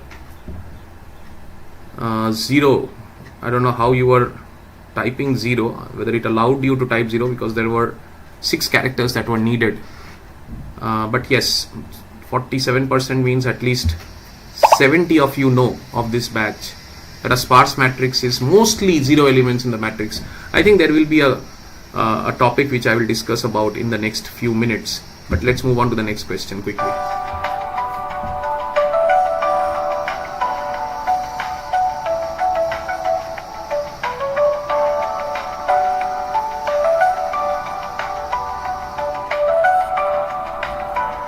Just now we have done it. I hope all of you answer correctly. 164 of you are here. Can we see 150 responses? Leaderboard is changing very quickly, so don't worry if you are unable to answer correctly in one question. Quickly.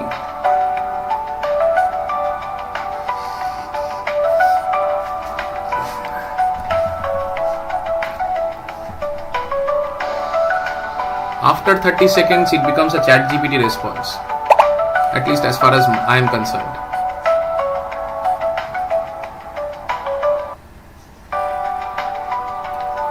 Okay, I will be closing it off. Let me see if 145 comes up. Ending it. 69%, which is kind of strange. Shayan, Preetham, Arindam, good. Leaderboard is not changing. Based on rows. Column major is not based on rows, Babu. Column major is based on columns. As simple as that. It's aligned with the name. So I don't know where the confusion was. Or was it a typo? Because 20 of you have done that. Please don't do this mistake in your exam. Column major is based on columns. Chalo, next. What is the drawback of arrays?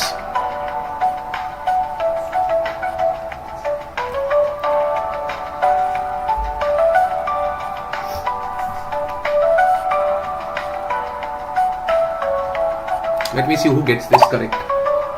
Kind of tricky. There will be mixed responses, I know.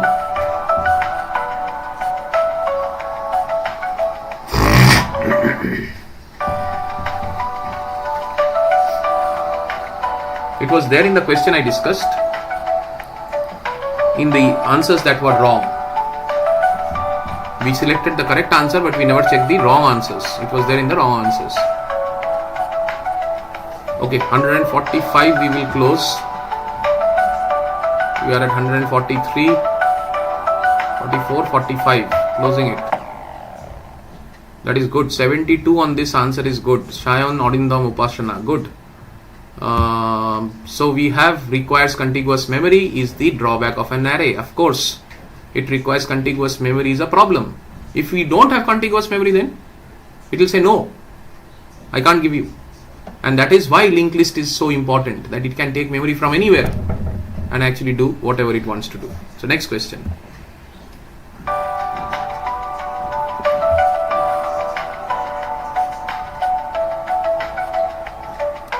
Non-linear data structure. One question was on linear, now it's on non-linear.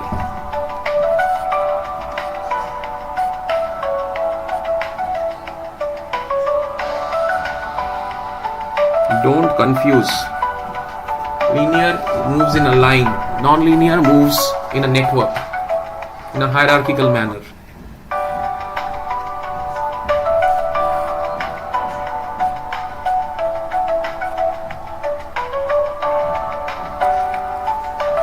.145 is when we will end.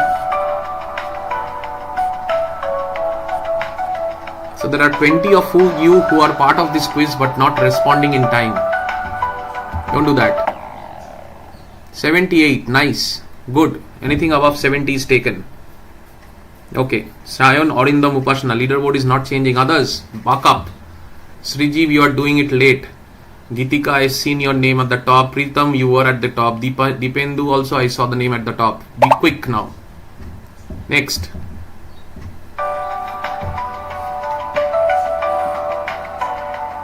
How much memory an algorithm requires? Very simple, very simple.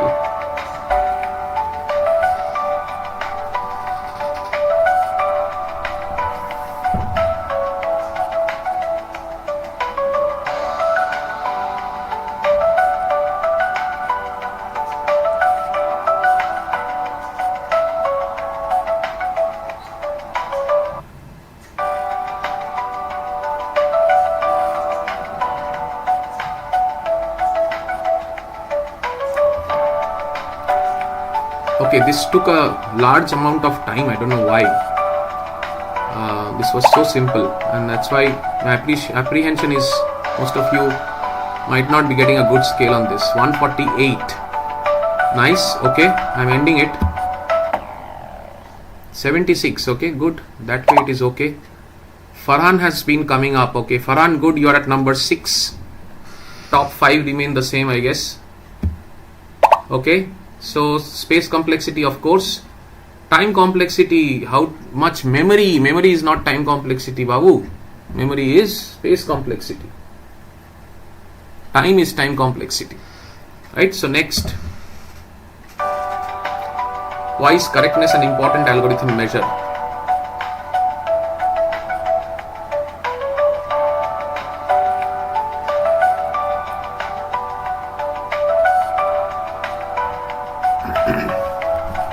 Quite evident from the answer.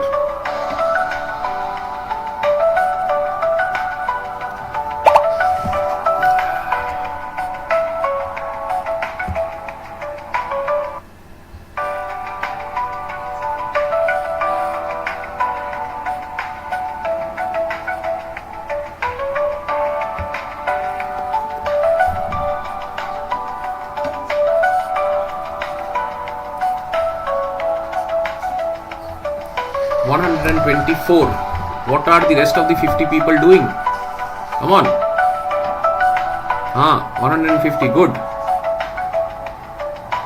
So 150 answered. Nice. I'll close it off. 71, still okay. Still okay. Nothing changed on the top 5, 6, I think. Ensures minimum time.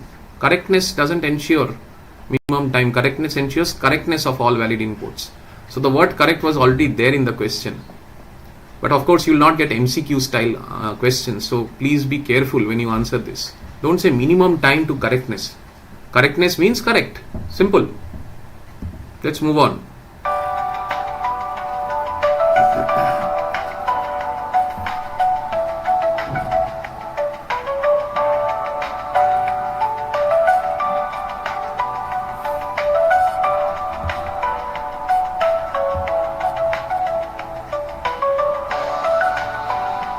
It was there in the definition on the 3 things that we talked about.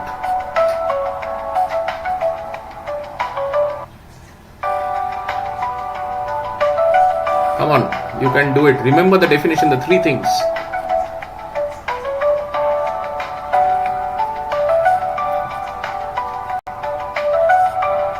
Two things are already given. Step by step is given. Solve a problem is given. What is not given?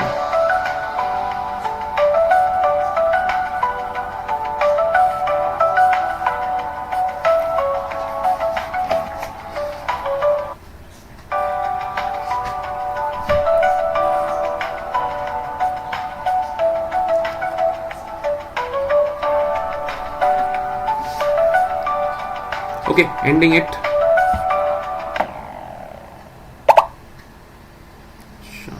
Okay, Upasana, you went out. Preetham has come up. Srijeev has come up. Okay, good. Answer is finite. I was saying that there are 3 things. 2 things are already given. Step by step is given. Solve a problem is given. So the answer was finite. That's your quiz on what we did just now. So I hope you had fun. And congratulations to the leaders. But they will not be the leaders till whatever period of time. We will see how much or how fast they can be replaced, and it's up to you how you want them to be replaced. This is your class accuracy is at 69%, which is okay, kind of. That is 70% of you are listening to what I am saying. Rest of you are not, so please start listening to what I am saying. You have attended this voluntarily with your own concept of becoming beneficial for your examination. Let's make the maximum use of it. Coming to our next topic. Let me quickly change windows. Give me 30 seconds. Webcam, Windows. Yeah. Okay. So now, if we go up and start about writing algorithms, then writing algorithms is So writing algorithms is about how to write an algorithm and how to probably where is this? 1 minute.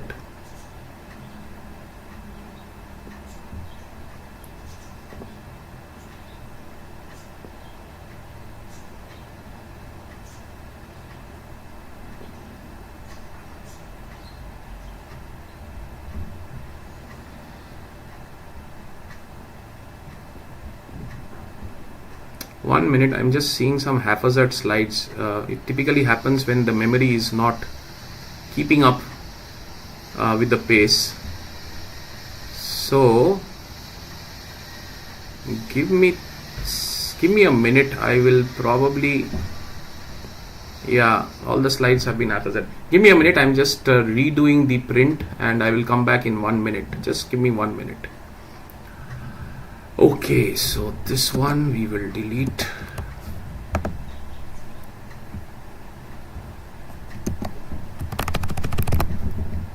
And we will say insert. This.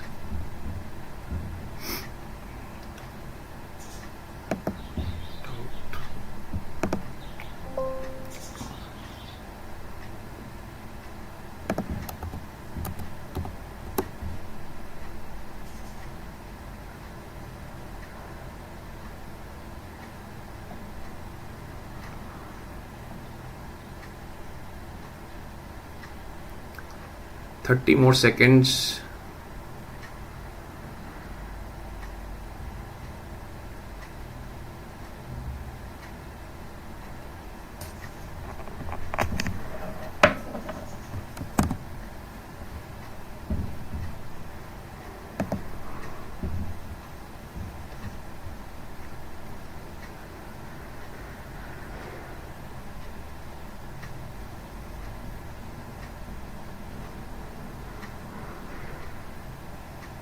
Yeah, so sorry about that. Sometimes this happens, and it happened today, which is unfortunate. So algorithms, as I have been telling in my classes, if you have attended my classes, there is no direct or structured way to write algorithms, right? So you can write an algorithm like this, which is on a step-by-step approach, right? Or you can write an approach with a begin-end kind of a concept. Or you can write an approach by just simple English, right? You can just write it in simple English, which is also going to be fine. All you need to take care of is your branching, right? This is all that you need to be careful. Whichever way you do, the branching has to be proper. What are the two kinds of branching? One is if-else branching, another is your loop branching, right? So these two things, for example, they have done the loop like this here. The loop is done like this here. The loop is done like this here. Right, so this is how you need to be. You need to at least read and understand that, okay, I will do this approach. For loops, I will use this kind of a way. Repeat for I equal to 1 to n. Perfectly fine. English, right? It's pseudocode, English, algorithm, all of them remains the same. Right, so remember that branching is very important. Now this will never come as to asking you what is the best way to write an algorithm. This will never come. I am just giving you this, that I have given you 3 styles of writing algorithm. There could be hazaro styles of writing algorithm, right? Only thing you have to remember is, whatever way you write, first of all, English. Don't even worry about anything else. No code, English. And secondly, do not leave the branching concept out of that English. Somehow you have to incorporate that if-else. Somehow you have to incorporate the loop. The way I have shown you here, here, here. So this way, any way you choose, please incorporate that. As long as you are good, as long as it is understandable, it is right. So that is on the algorithm, the way you write it. Now, if we actually move into the concept of writing, let's say, we'll give an example. Let's say string reversal algorithm, right? So if I have to do a string reversal algorithm, then what will we have to do? Let's take a string. Let's take hello as the string, HELLO, right? If this is a string 0, 1, 2, 3, 4, then if I see this from a reversal standpoint, I will have to take this like this. So I will take the first pocket, and the first pocket I will adjust with the last pocket. That is, I will swap with the last pocket. So what I will have here is, I will have O, and then I will have H here. Right, so that is something that I will have, and then I will take the next pocket and I will adjust with this pocket. So then I will have L here, and I will have E here, and this pocket I will have to adjust with itself, right? So I will have L here. So this becomes my reversed string. So how many iterations am I doing? I am doing n by 2 iterations. So I am doing half. I am going till the half, because the rest of the half is getting adjusted along with the first half, right? So I don't need to go to the next half and start adjusting it. That is the key of this particular algorithm. So I hope you understand. We are doing n by 2 iterations here because we have taken the half of the size of this array, and if we can actually replace this half with the rest of the half, then the rest of the half also gets taken care of. Hence we are doing n by 2 iterations. So what we'll do is, let's write the algorithm. So normally I write it like this. I will do a start, and then I'll say input. Yeah, so then I'll say input, let's take a string s of length n. Why n I have to mention? Because I have to now do n by 2. So that's why I have to take a variable which talks about the length of the string. Now I will take 2 pointers. So set 2 pointers, one at 0 and the other, and let's call this as left pointer. Let's call this as a left pointer which is at 0 and a right pointer which is at n-1. Now these are not the standard C pointers, these are pointers to this particular, logical pointers to these particular pockets. That is, one is pointing to the first, so L is pointing here and R is pointing here, right? So R is pointing to n-1. N here is how much? N is 5, because hello is 5 characters. So R is pointing here, L is pointing here. Excellent, fine. Next, what we do? We will repeat why left is actually less than right. So what do we repeat? We will swap S of left with S of right, isn't it? That's what we did here. We swap this S of F with S of right, right? So this is where L is there, S of left with S of right. This swap is what we have to do. So let us do that swap. So we will say swap S of left with S of right. That's all. Don't need to give the swap algorithm. Just write the swap word. It's fine. Increment. Then what? The swapping is done. Then what? Increment. L has to go forward, right? L will go here, right? L will go here. So we will say that L has to go forward and N has to go backward, right? So that's what we will have to say. So increment L by 1, decrement R by 1. So increment L by 1, decrement R by 1 will increment the L to 1 step ahead and decrement R 1 step backwards, which means my first swap is done. Let's do the second swap, right? And how many times we will do this? So this needs to run in a loop, right? So that it actually increments and keeps on incrementing and decrementing. So till the time left is less than right. So repeat till left less than right. This is why we will do it. When left crosses right, there is no point. That is where you will reach half point, right? So half point means left will cross right after that point. So when till the time left is less than right, we will keep on doing this, because left is going like this, right is coming like this. At half point they will meet. We will stop there because left will be less than right. So this is what we will do, and that's all. After this we come out, we will print the reverse string. We will print the reverse string. The reverse string is within S only, because we have changed S only, and then we will stop. So that is your algorithm. Remember, I told you that you have to take care of your branching. This is how I took care of my branching. That's it. I didn't do anything fancy. I just took this, made sure I swap it, move this forward, move this backward, swap it, move this forward, move this backward, and that's what I did till my left crosses right. That's all. That's on the string reversal algorithm. Let's take one more algorithm. Smallest and largest element in a single linear list, right? So smallest and largest element in a single linear list. Okay, a single linear list is like this. Let's say a single linear list is like this: 27, 65, 5, 29, 70, and then let's say we have one more number which is 57.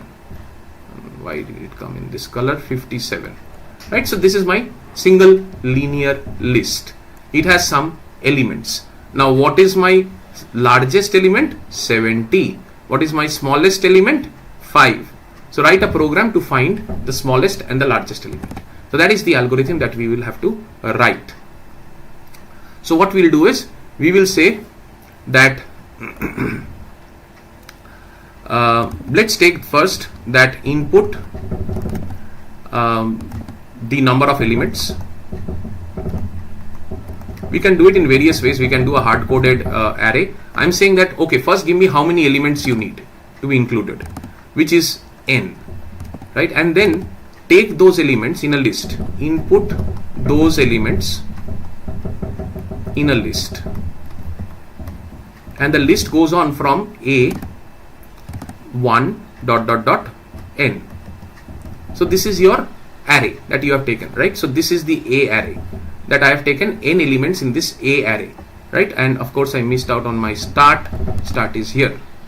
Now what we will say is, now we will assume that assume my small that will come out, smallest is the first element and my largest is also the first element.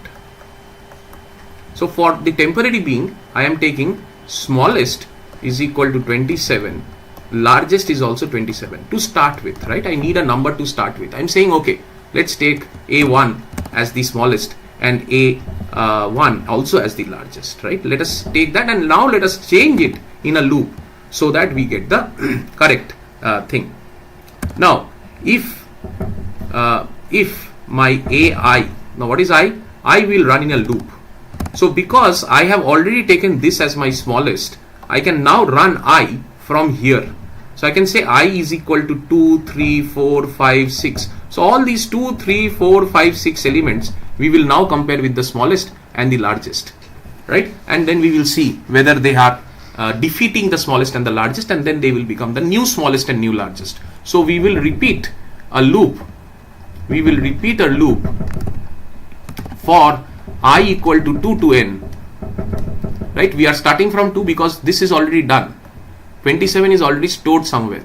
So we now check the rest of the things, 2, 3, 4, 5, 6. We will now check all of that and we will try to figure out whether they are defeating the smallest and the largest. So we are trying to see if there are defeaters, right? So if A of A of I is greater than largest, then what happens? This becomes the new largest, then this becomes the new largest. So largest then equal to largest becomes equal to A of I, and if A of I is less than the smallest, then the new smallest is now A of I, and that's it. This loop will go on, and once you come out, you will print the largest and the smallest, and that's how easy this is, right? And then stop. So I hope you understood.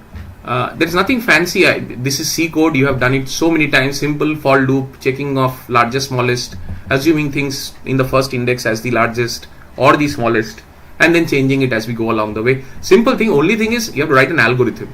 So that is what is important here. What is important is how you write this line, right? How you write the repeat line, right? The rest of the things I'm sure you can write it in English the way I explained just now, right? So I think that is understandable. So with that, it's time for us to do one more quiz. Now let's see from a quiz standpoint what we have. Okay, let me go to home, and I'm sharing my screen on that side also, don't worry.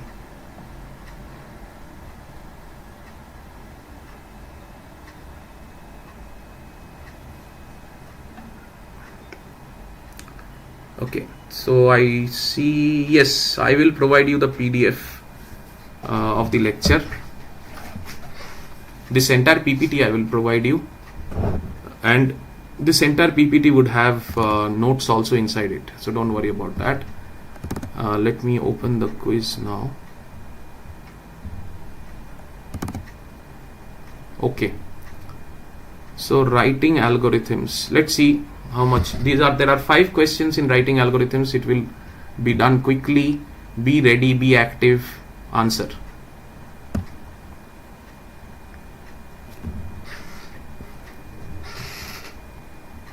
Chalo, scan.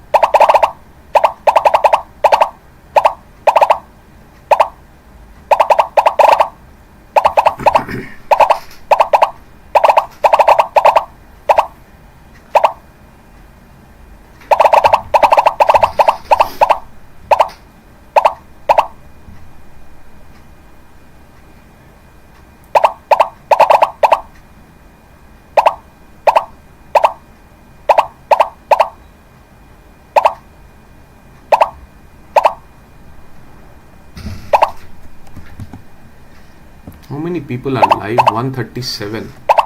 Okay.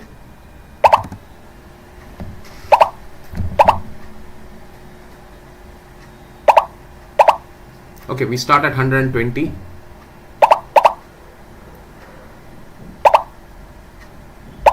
Okay, let's start. 30 seconds, 5 questions, fastest finger first.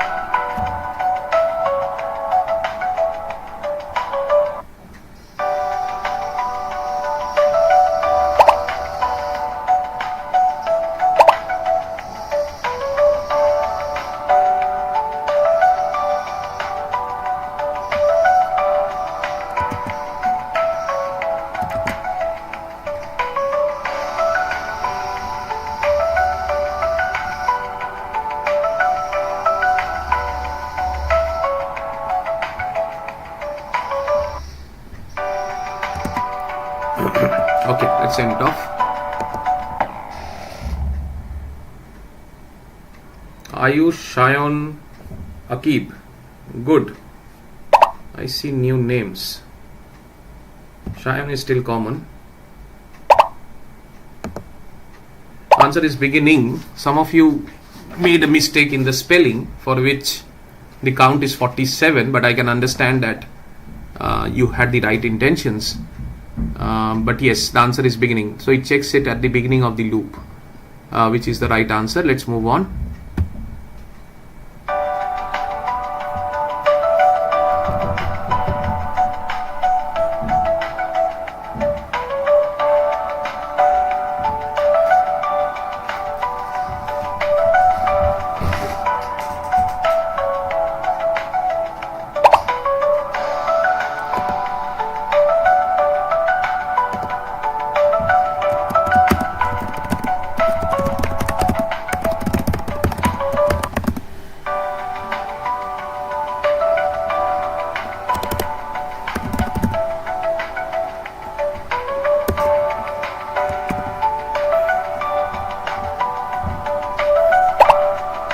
Okay, ending the quiz. Nice, 78%. 1 to 3 doesn't change. Asifur Rahman is coming up. Swastika and Oishani are also coming up. Chris Shaha, you have to change your profile to an underscore roll number, otherwise I will not be able to track you. You are in the leaderboard, but I will not be able to track you without your roll number. So yes, purpose of a step numbering is to maintain clarity and reference. Of course, algorithm doesn't compile. There is nothing called compilation of an algorithm. 10 of you, why you answered that? Algorithm never compiles because it is written in anything, any particular language. Reserved memory, identify variables, I will not probably accept that. Let's move on to the next question.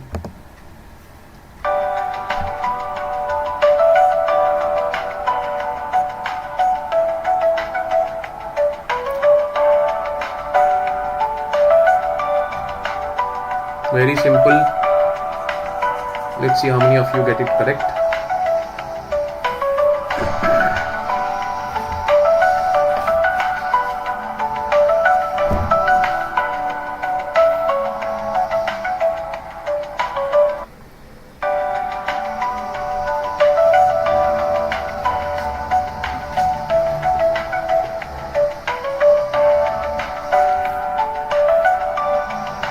Okay, so 120, at least 20 of you are not answering in time.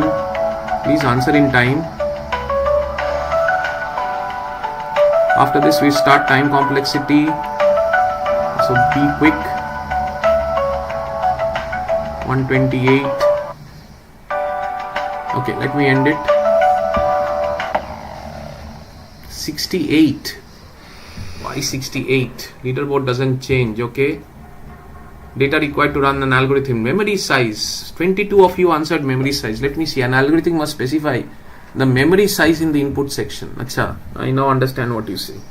You are trying to think if it is an array, I have to give the number of elements in that array.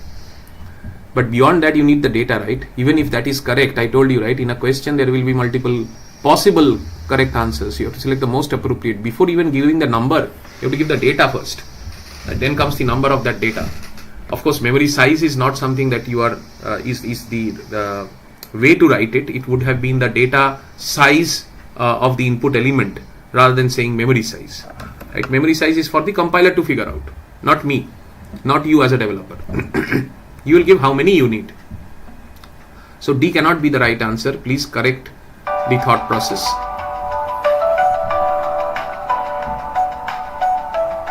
I think all of you should get this correct now.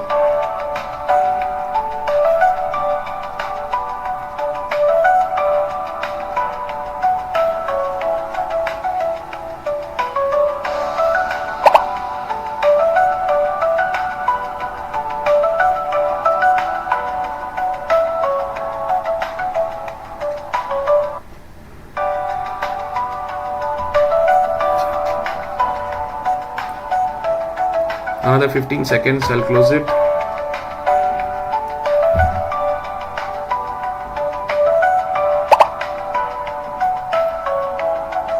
Anyone with numeric IDs are automatically disqualified. I need your name _ roll number in your full name column. So go and change it in the profile. I'm ending the quiz now. 67. What is happening? Okay, Upashana has come up. Shayan Akib is still maintaining. Oishani has come up. But what happened? Let me see. It must run on all systems. Come on. Yes, of course it must run on all systems. That is true. But doesn't it? It has no universal syntax is also true. And I have been talking about that, right? Anything which is most appropriate, and most appropriate for an algorithm is the first thing that hits your mind. Should be what? It must run on all systems, or it can be written in any language. Think about it, right? So it can be written in any way, in any manner, in any sense. That's what, when I say pseudocode, algorithm, that's the first thing we always think. Okay, how to write it? Anyway. And then you think about how it must run on all systems. Right, so the most appropriate here is B.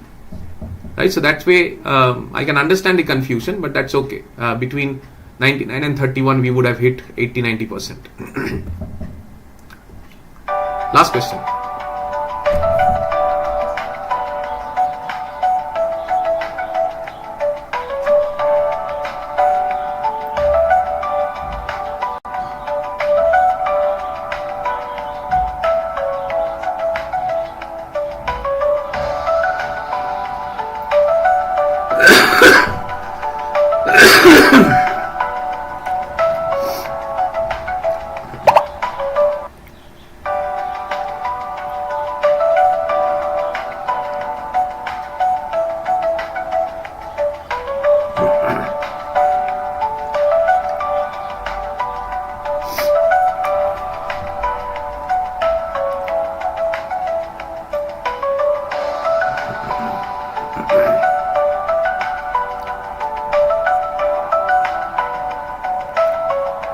Okay, I am ending it right now.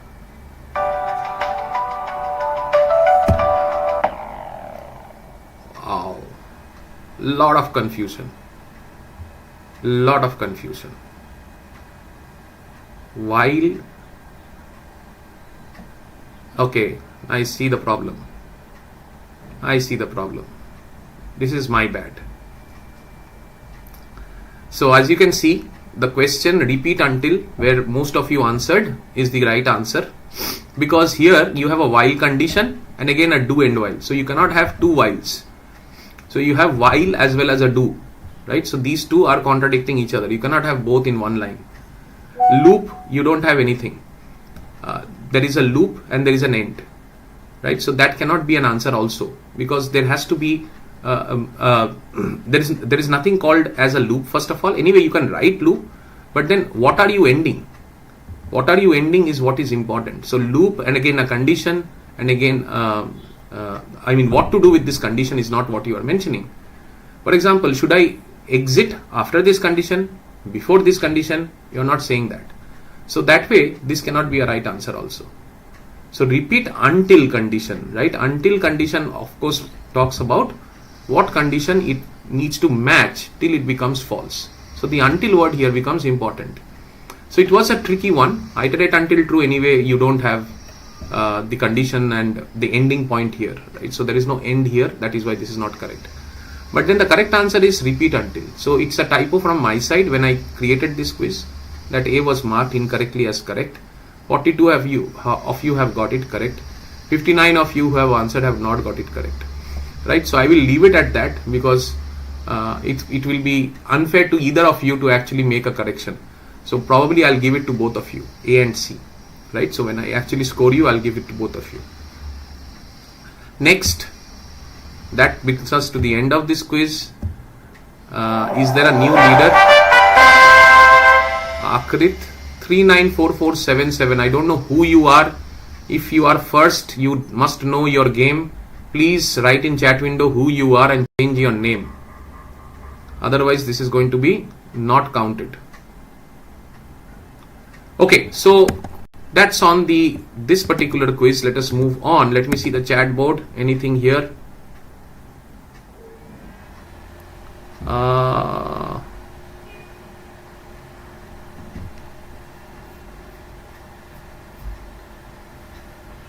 Shayon is saying while condition do end while. So what will that extra do, Shayon? The while condition says that you have to do something. It automatically has the do inside it. Now while we write a while loop, we can write a while loop in various syntactical languages with just a single while. I don't need a do for that. So that way I would say that while and do are interchangeable in nature, right? So while talks about a condition, which means of course I'm going to do something. So do is inside the while. Sometimes do while is written separately, which is fine, but here do while is not written separately also. While condition, do end while, that part is okay. End while is okay because you started with while, you are ending with while, but in between that do is creating a challenge here. Again, it is debatable, because if you see the rest of the responses, the repeat was more obvious. So as I said, please select the most obvious. Next, there is a glitch. It is showing me as third. I think the web is giving priority to caps and numbers.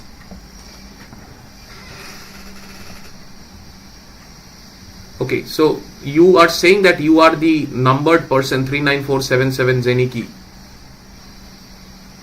Right, so if that is the case, then I think you'll have to change your last name.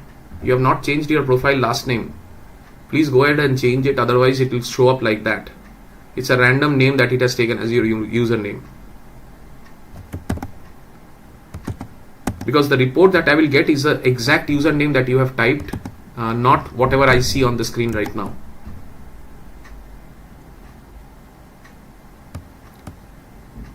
Okay, so whoever was the winner in this quiz, I don't know who it was, please change your name. I will quickly move on. I hope you understand what I am saying. I will not waste time there. All I am saying is please change the name to last name, whoever's name is showing up as a number. It is impossible that the name is same. It's not a number, but it is showing up as a number. It's impossible on that standpoint. Let's move on to time complexity quickly. We have two more things to do before we break off. Time complexity and asymptotic. So let's quickly finish them off.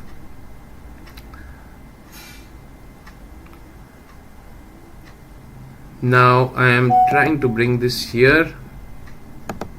Yeah. Okay, so this is what we start. This is an important topic. All of you would have gone through this, might have understood it, might not have understood it. Let's make an attempt to see if we can make a better understanding of what we know. So time complexity is about two things. Just remember two things: time and order. These are the only two things from a time complexity standpoint that is measured. So when I say time complexity, we will be measuring these two, or we will be talking about these two. When I say space complexity, we will be talking about space and order. These two, as simple as that. So when I say that I have given you a code where if I increase the number of inputs, let's say I increase this number of inputs like this. So input size is n. I'm increasing the number of inputs. Is the actual time to execute the code changing here? The actual time is not changing as we increase the number of inputs, right? So what is happening? The program is running in a constant time, irrespective of the input size, which is okay. Okay, so that is one point. Hold it on your thoughts. Time is not changing because of inputs increasing, which is quite obvious. It should have changed. It is not changing. Fine, perfectly fine. Let us say that if that is the situation, then if I take this same code, this is my machine. If I take this same code and execute in my friend's machine, and his machine is a bit faster, or it's a bit slower rather, it's a bit slower than my machine. So his machine will take a larger amount of time to execute. I took 0.5 seconds to execute, irrespective of my n. His machine is taking 2 seconds to execute, irrespective of the n. So his machine is taking this amount of time. Does my algorithm change? My algorithm doesn't change. I just ported my algorithm to his machine. My code remains the same. So the point that my algorithm is running slow should not be penalized on me. It should be penalized on his machine. My code was proper.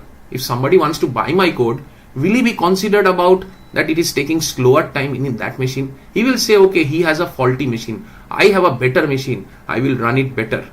Give me your code. So he will be happy even seeing this, and even seeing one more machine which was much more slower than this machine. So that took 3 seconds to execute the same piece of code.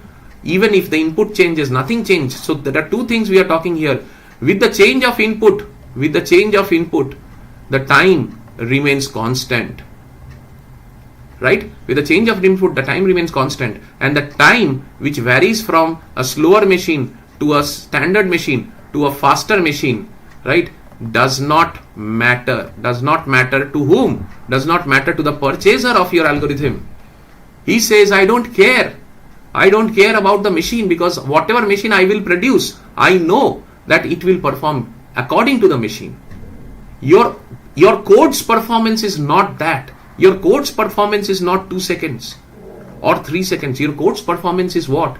Your code's performance is two things. One, it remains, time is constant, right? So whatever time it is constant, either this constant or this constant or this constant. Whatever time it is, wherever you execute, it will always take that amount of time. So that's your code's feature, that your code takes always constant amount of time. I don't care about how much time, the value I don't care. I only care about the fact that it is constant. And the second thing that I care about is that it is linear. It is linear. Linear means, of course, if it is constant, it has to be linear. In another example, I will show you how linear also matters. But remember these two things, that if the time is constant and if it is linear in nature, then you are actually hitting a stage where you are saying that my time complexity of this particular problem is something that I can say that, okay, my actual time taken, I told you right here, we will be talking about two things. One on the time and the other on the order, right? So I said we will talk about these two things. So on the time, if we talk, then the time is constant. So how do we represent a constant time? A constant time, if we have to represent to somebody, right? We cannot say that it will take 3 seconds on this particular machine, 2 seconds on this particular machine, 5 seconds on this particular machine. I cannot say that. That becomes too cumbersome. Then we have to give the machine configuration, we have to give the RAM, we have to give the CPU, blah blah. Right? So instead of that, we say that whatever is the machine, it will take constant amount of time. So constant amount of time means order of 1. So now we start talking order, Tn.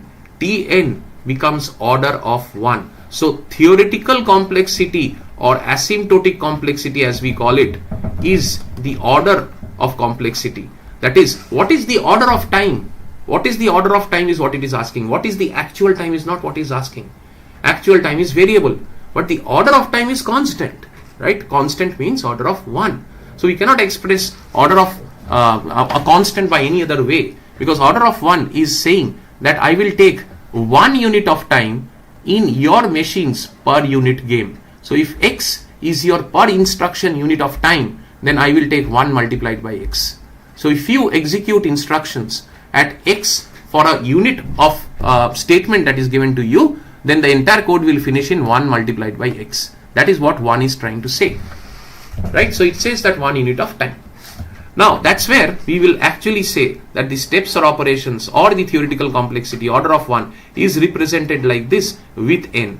So if on the right side we are talking, here we are talking about time, and here we are talking about order, right? So that is the two difference that we are trying to say.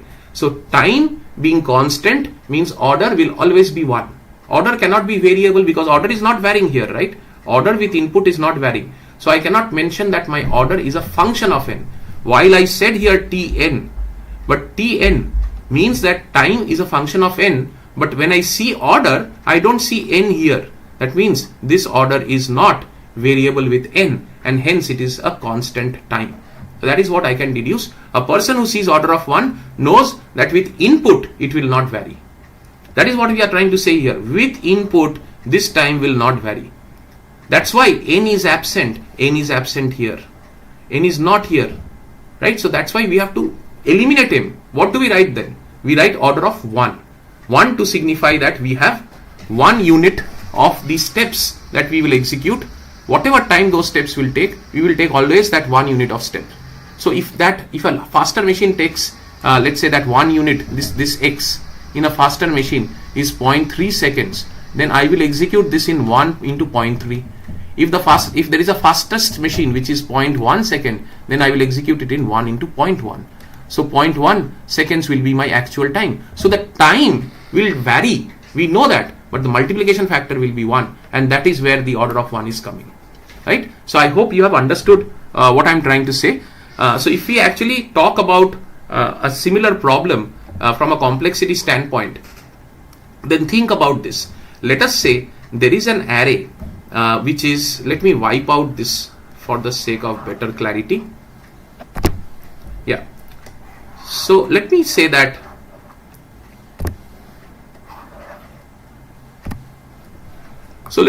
I have an array. Okay, I have an array like this, and I have these 4 pockets, let's say. This is at 4000. And this is 0th index, 1th index, 2th index, 3th index.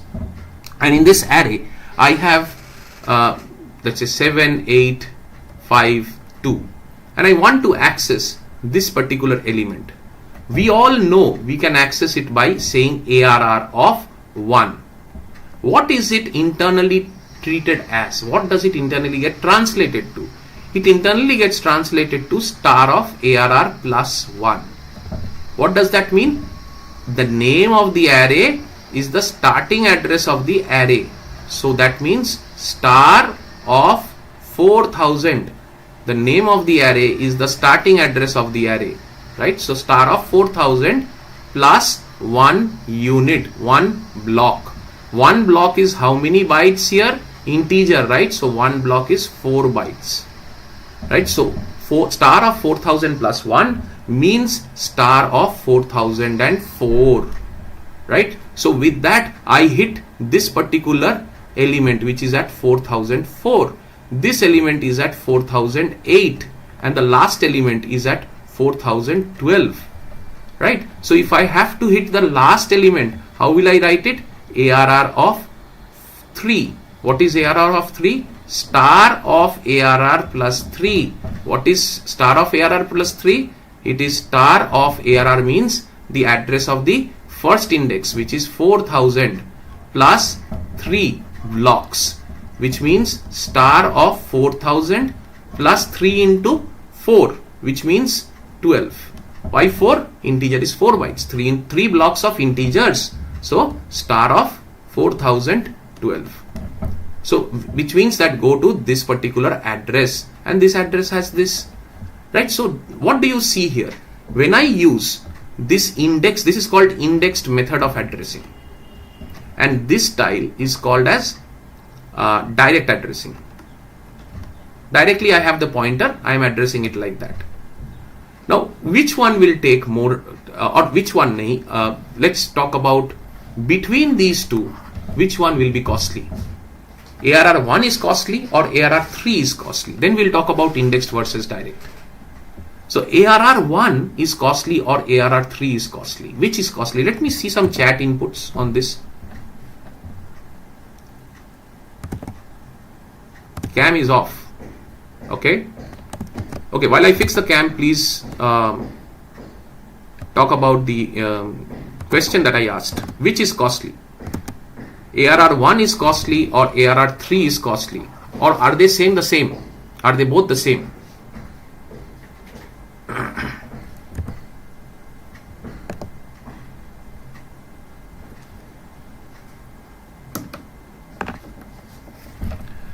Please answer. I'll fix the cam and come back in 30 seconds.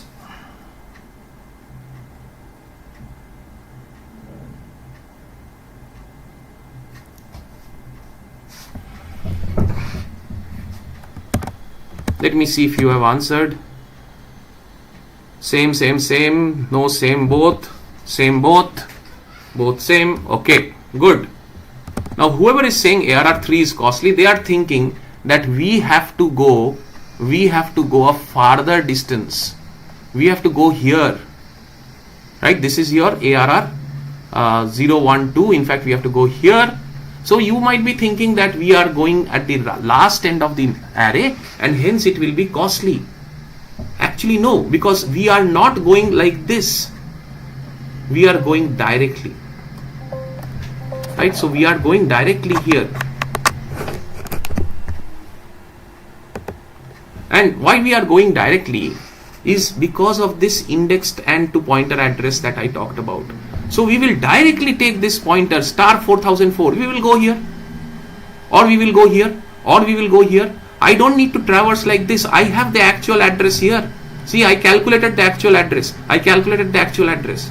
I will directly go there. No, I will directly go here. This is here, and this is here. I'll directly go there. Like this, I'll calculate and go, I'll calculate and go, I'll calculate and go. Do I need to traverse through all of this to go to the last element? No.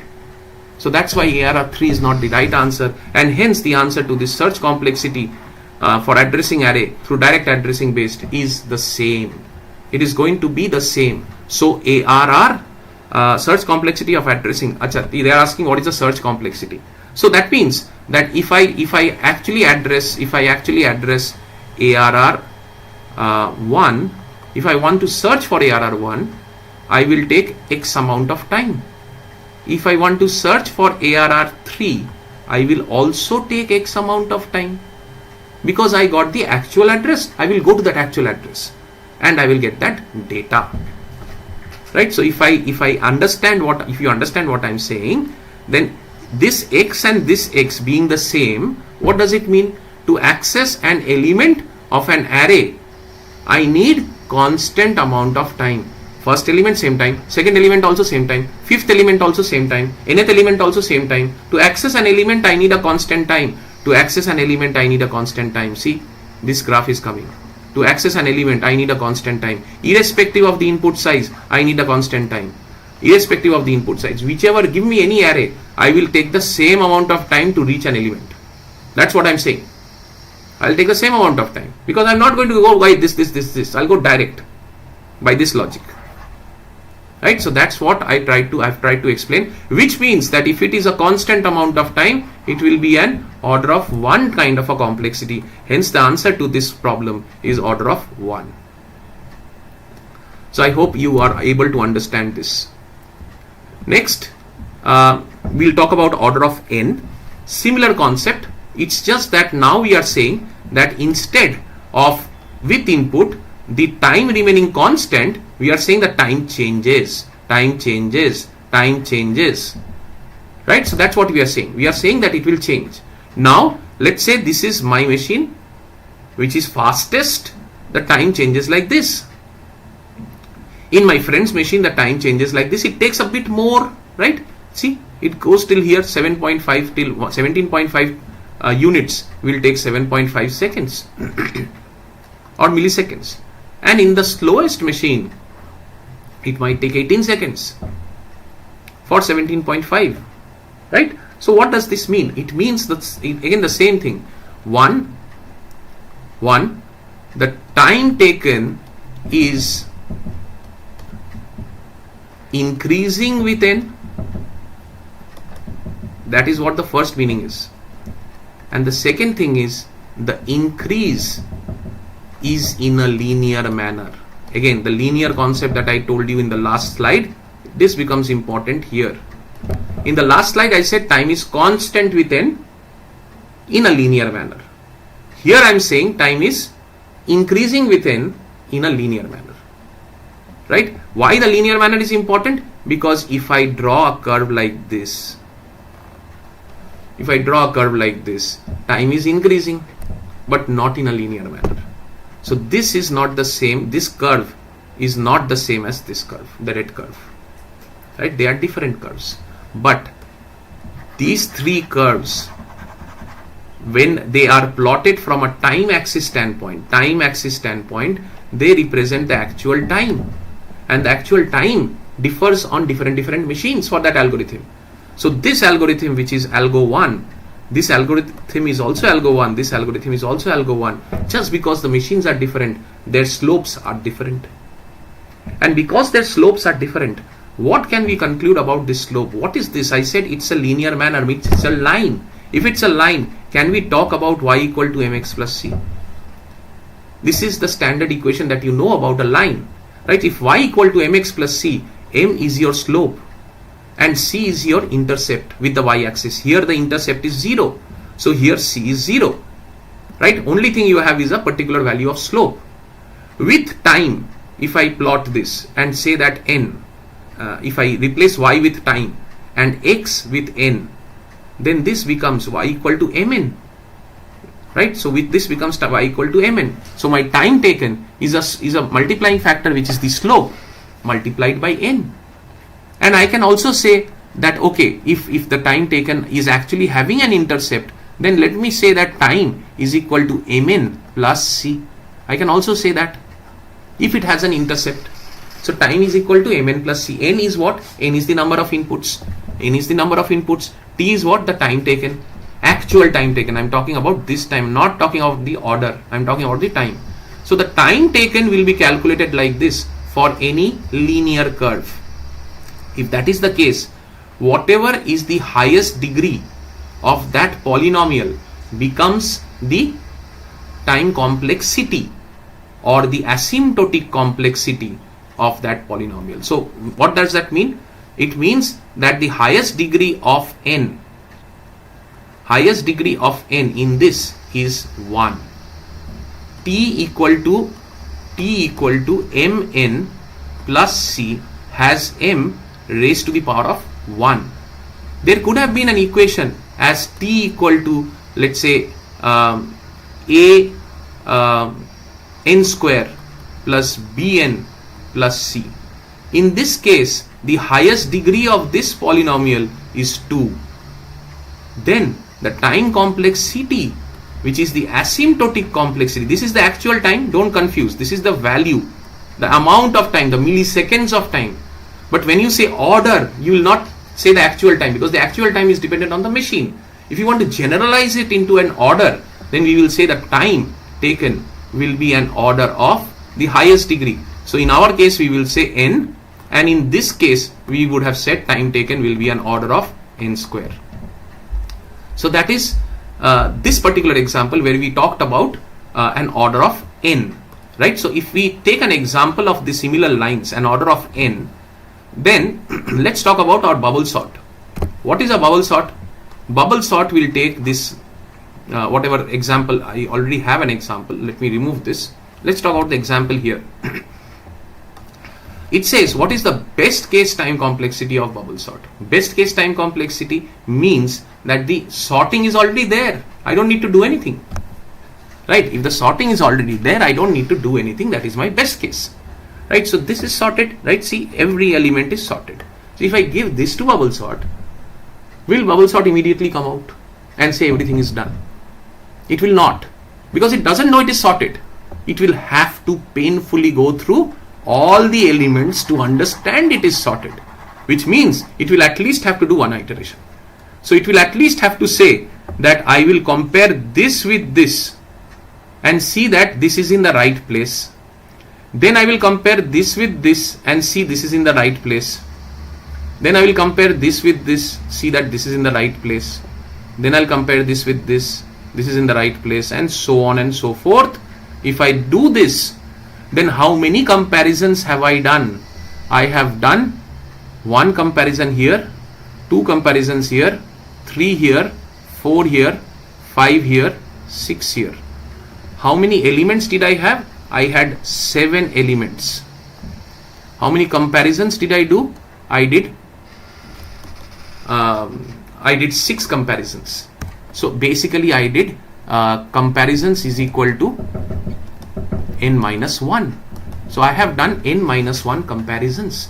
So n minus 1 is the amount of time I will take for every bubble sort program will take to actually say that the sorted array is a sorted array. So giving it a sorted array, still for it to say that it is a sorted array, it will do one iteration and check everybody is in the same place, and therefore it did not make any swaps. If it doesn't make any swap, it will understand the array is sorted and exit.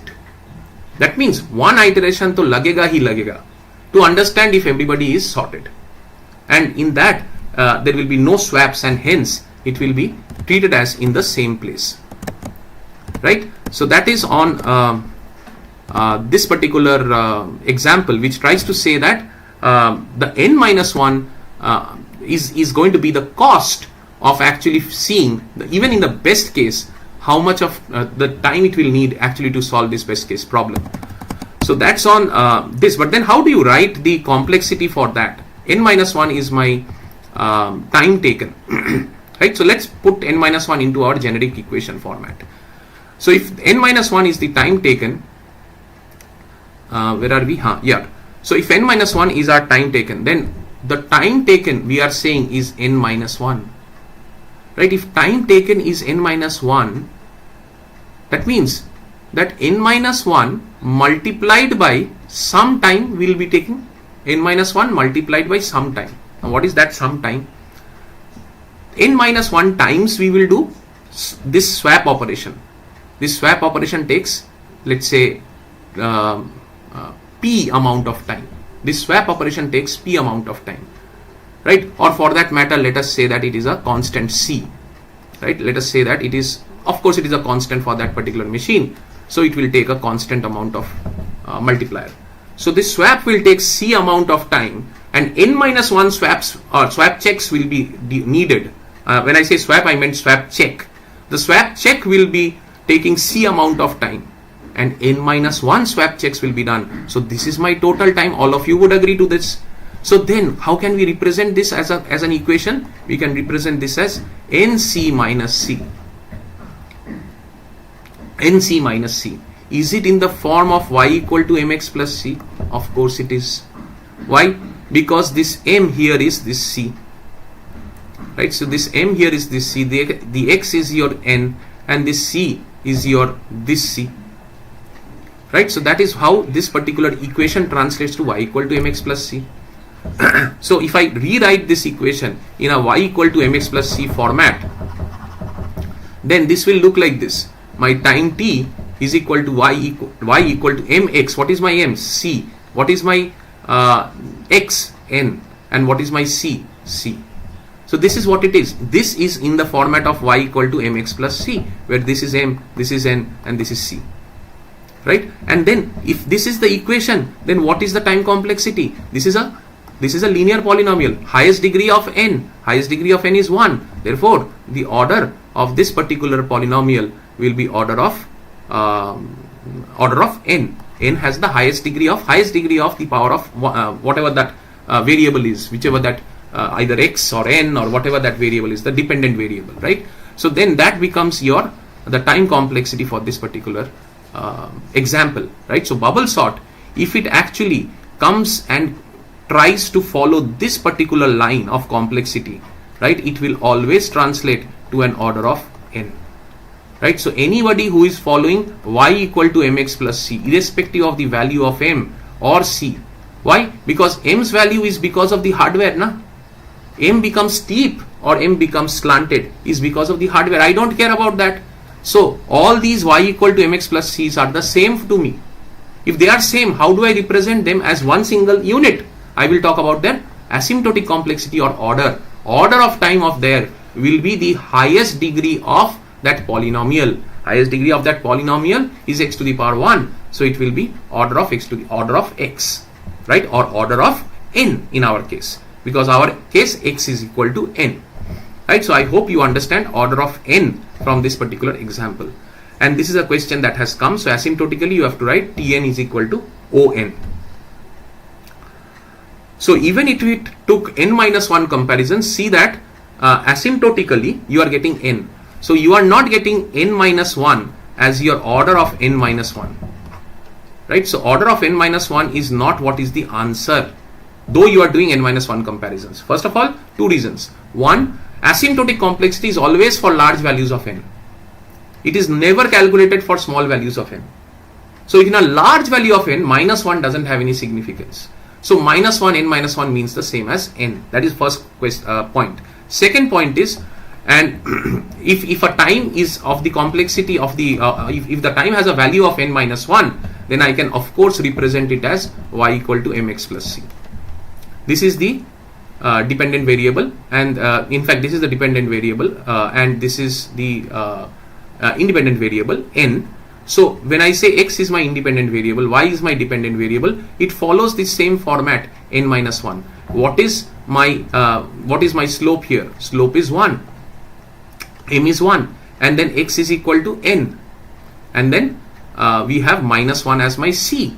So if this is y equal to mx plus c, then I can definitely say that the time will be, order of time will be, or order of complexity will be the highest degree of this particular n. In our case, the highest degree is 1. So order of n will be the complexity.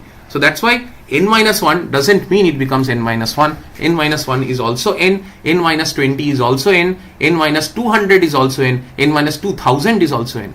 Likewise, 12 is also order of 1. Where is my mouse? Yeah.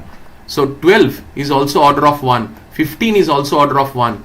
200 is also order of 1, and 1000 is also order of 1, because all of them are actually constant amount of time. So constant means order of 1. So I hope this concept is getting clearer as we go along the way. Let us take some examples now. Now if I take this example, then yeah, so if I take this example, then my if we think about how much time will be taken to assign p equal to 100, will it be a constant time? I don't care about the amount of time. I want to see whether it is constant or variable. And if it is variable, how does it vary? Does it vary linearly?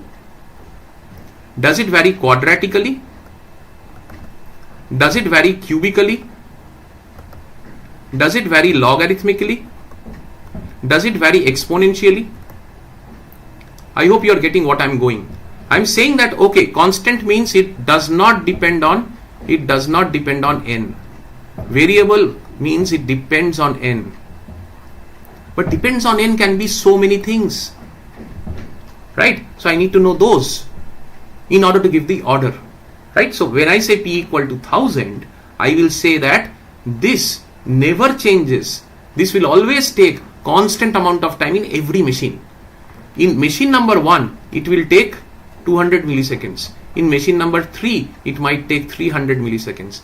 In machine number 7, it might take 100 milliseconds. So what? In machine number 1, if I run it 1000 times, it will always take 200 milliseconds. In machine number 3, if I run it 5000 times, it will always take 300 milliseconds. So whatever is the number of times you run, it will always be constant. The time does not matter. Time is dependent on the hardware. Hence, this is order of 1. So this will be classified as an order of 1. R equal to 5, same concept, it will be an order of 1. T equal to 2, it will be an order of 1. There is nothing that changes with input. This doesn't change with input. This is also an order of 1. Right? It might be a larger calculation, larger amount of time, but it is always going to be a constant line. It is always going to be a constant line with the x-axis. If it is a constant line with the x-axis, you know it is order of 1. If it is a slopey line, a line with a linear slope, then you know it is order of n. These two things you already know by now. So this one will be also order of 1, because there is nothing that is changing in the input to justify that this will follow this particular curve. N is not influencing the time here. Sorry, n is influencing the time here, but n is not influencing the time here. In none of these, n is influencing the time. So what is my total time complexity coming to be? 5 times the order of 1. Right? So 5 times order of 1 means what? It is still order of 1. Right? 5 times order of 1 is still order of 1. Why? For example, I will just explain. So let's say this takes 200 milliseconds. This takes 100 milliseconds. This takes 100 milliseconds. This takes 200 milliseconds. This takes 100 milliseconds. What is my total time taken? 200 plus 100, 300, 400, 500, 600, 700. So 700 milliseconds is the time that I take to execute this particular problem. If I run it 5000 times, will I take 700 milliseconds every time? Yes, we will take. Because my hardware is the same. 7000 times I run it, 17,000 times I run it, 1,17,000 times I run it, it will still take 700 milliseconds.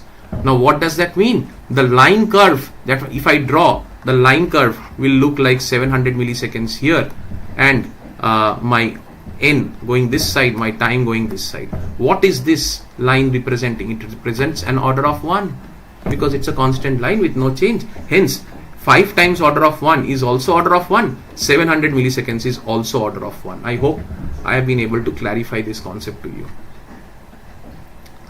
Next, we take an example of order of n. Now this line, in order to execute, don't mistake yourself by saying that this line takes n, because there could be n elements in the worst case here. Yes, there could be n elements, but we are not looping through these n elements. We are not taking one element at a time. This is one single shot assignment. One single shot assignment is always order of 1. N equal to 5 assignment, no changes with n, order of 1. This order of 1. Now this for loop, be careful. I equal to 0. I equal to 0 means what? First it will do I equal to 0. Second it will do what? It will check this condition, and third it will increment it once the loop is entirely over, right? So what will happen is, for I equal to 0, that I equal to 0, this particular line will be executed in an order of 1, because this is only going to happen one time in a for loop. The first initialization happens only one time, which all of you know. Since it happens only one time, I am saying order of 1. Now I less than n will happen how many times? Let us take an example. Here the example is already there. So let's say the count, and let's say that n. Now if my or rather, why take count? We already have I.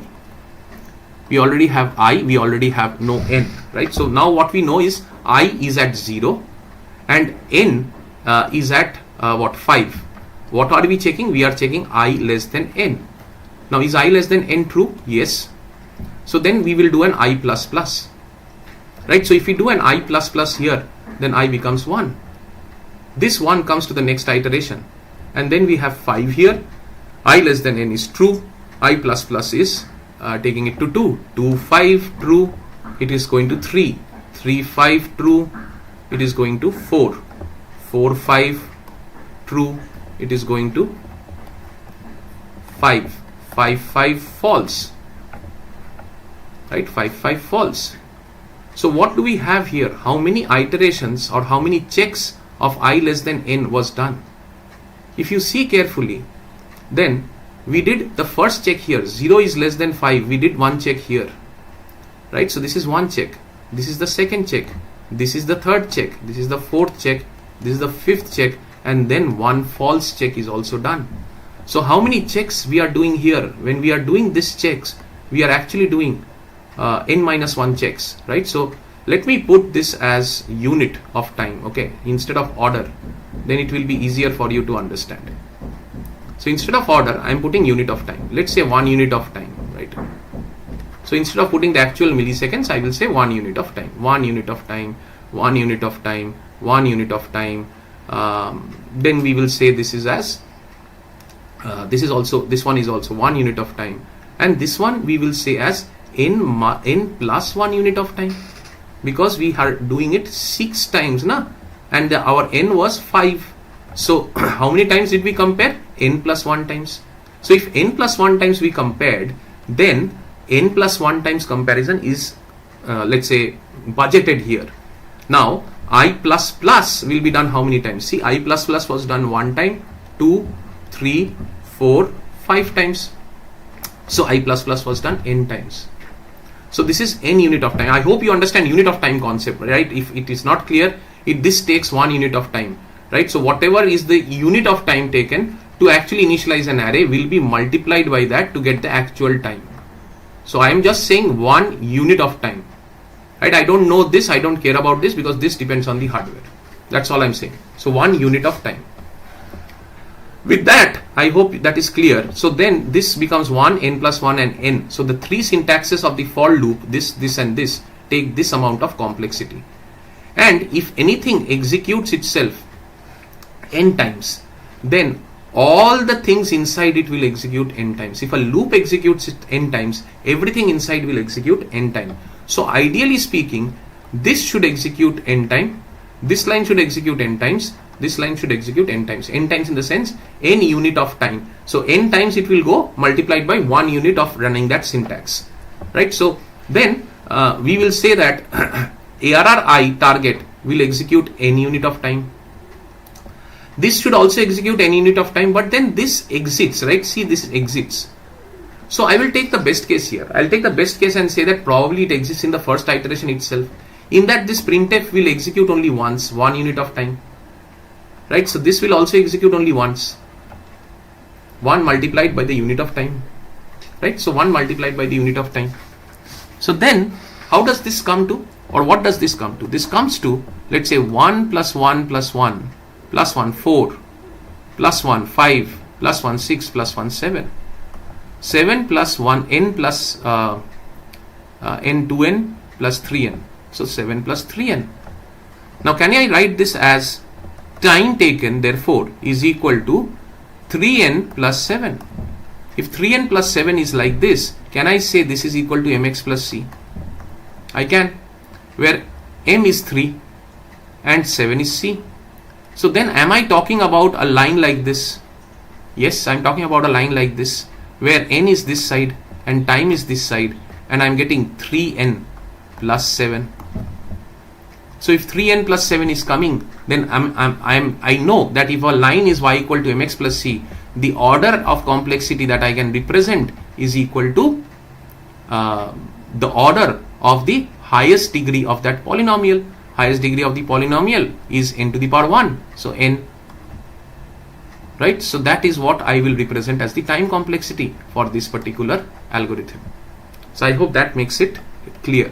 One more algorithm let's do for order of n square, right? So order of n square is going to be simple. Now if you see here, we said that this particular line takes order of 1, right? So this particular line takes an order of n plus 1, and this particular line takes an order of not order, unit, right? So unit of n times. So if I add these three together, what does it come to? It comes to n plus 2n plus 2. It comes to 2n plus 2. Now what is 2n plus 2? Is it y equal to mx plus c? Of course it is. Where this is my m and this is my c. So then this particular, these three statements are executing in a y equal to mx plus c kind of time. So time is here, n is here. So this is actually 2n plus 2 line. So then if this executes as a line with a linear slope, then my time complexity is the highest degree of that particular polynomial. So it becomes equal to what? Time complexity becomes equal to order of n. Right? So this particular line, this any for loop for that matter, where you see that there is a increment that is linear in nature, not non-linear. Like I am not saying I star equal to 2. This is a non-linear increment. Or I slash equal to 2. This is a non-linear increment. When you have a linear increment like this, you can blindly say that this will be an order of n. Just now I established, right, that 2n plus 2 is nothing but n. 2n plus 2 is nothing but n. That's what I established just now. So we, for all practical purposes, we will take this as n now. So if this is n, then everything inside will be executing with an order of n. Right? So this will be order of n execution. This will be an order of n execution. This will be an order of n execution. N units of time it will take. N multiplied by that syntax is unit time. Right? So anything, any for loop that takes n will mean everything inside will also run n number of times. That is why it takes n. Everything inside runs n times. Now if that is understood, now we are moving into this loop, and this loop also takes n, because this is also a for loop with a linear increment. So this loop also takes n. So if this loop also takes n, anything inside will also take order of n. Anything inside means these two are inside this inner for loop, so they also take n. Why? Because this gentleman takes n. So then what do you get? You get n square, n square, n square. That means 3n square plus n. This is what you get. Y equal to, or t equal to 3n square plus n. T equal to 3n square plus n. Can it be classified as y equal to ax square plus bx plus c? I can do that. Why? Because then this 3 becomes equal to a, and 1 is anyway here. 1n, I can assume 1n as n. So then 1 becomes equal to b, and I can assume 0 here. 0 becomes equal to c. Right? So 3n square plus 1n plus 0 is ax square plus bx plus c. So 3n square plus 1n plus 0 being ax square plus bx plus c means that it is mirroring what? A quadratic class. A quadratic class of polynomials. So this quadratic class of polynomial will mean that the graph will look like this. The graph will look like this with n, and it also means that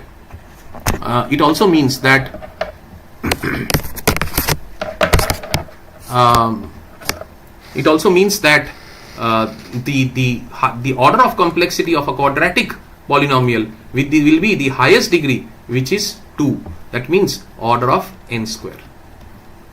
So it is varying with n, but with what variance? Linear variance or quadratic variance or logarithmic variance? With n it varies, we understand. But with what variance? That is what this is trying to tell you now. That with quadratic variance is what this polynomial or this equation will vary. I hope this is becoming clearer. Next, we'll see a difficult calculation in terms of logarithm. I won't say difficult. I will say that it is more of a different way of calculating the complexity, because you don't have access or you don't know how the particular loop variable will change for you. Right? So if I say that I have this particular example, and whatever is the situation, right? I will not consider this for now. I'll come to you why I am not considering this.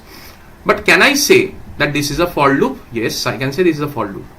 Can I say this has order of n? Just now we have said that all for loops will have order of n, but then I gave a caveat. I said provided when I calculated it here, yeah, this one I said provided this is linearly increasing or linearly decreasing, linearly increasing or decreasing, but that is not the case here. This is a for loop, yes, but this is not linearly increasing or decreasing. You have value less than n, but value changes 2 times. You are doubling the money every day, so the value changes 2 times every day. Right? So how many times this will execute? You don't know. You can't say n times it will execute. N times this loop will execute, right? So what you will need to therefore say is, we'll need to calculate them. That's the only solution. So let us take count. Let us take value, because we have value here. Then after value we have value is compared with n, and then we have, let's say, value star equal to 2, right? So here if I say the first time it enters, the value of value is 1. Now is value less than n? 1 is less than 1000, right? Which is true. 1 is less than 1000 is true. Okay, then the value star 2 is 2, because value was 1. I will make value star 2 equal to 2. I will move into the second iteration with this same value that I got here, right? And I will check this value with 1000. I'll get true, and I'll make this value as 4, because value star 2 now becomes 4. How do I write 4 differently? Let me write 4 differently. So I will write 4 as 2 multiplied by 2, right? So that is how I did the last value multiplied by 2. Then I will run my third iteration. So this will be a value of 4, and with this 4 I will see that 4 is less than 1000, and then I will make this, mark this as true again. The check is true, and this will be 2 into 2 into 2, right? So this is how the value into 2 will actually increment it. What about the next iteration? The value will become 8, right? So 2 into 2 into 2 is 8. So I start with 8. 8 is less than 1000. Yes, true. And then I say that 2 into 2 into 2 into 2. So this is what I will say. Now, is there a pattern that we can see? Now, what I want is, I want to see that this value, which is saying that I am actually increasing myself, right, and I will go till 1000, will influence the number of times this count actually happens. So what I mean is, in the kth iteration, or can I take this 2 and influence this value with this count? Then my job is over. Why? Because I want to, my original intention was to know what is my count as a function of the number of times that this particular program will execute, right? So the program will execute how many number of times, I don't know, and I know that this count will take me somewhere. That is the count that the program executes, right? Let us say that that count is k. Let us say that the program executes till the kth iteration, and till the kth iteration, if I execute this program, then can I say that this 2 is 2 to the power 1? How am I correlating? I am correlating like this. This 1 I am taking from here, right? And here I am saying 2 to the power 2.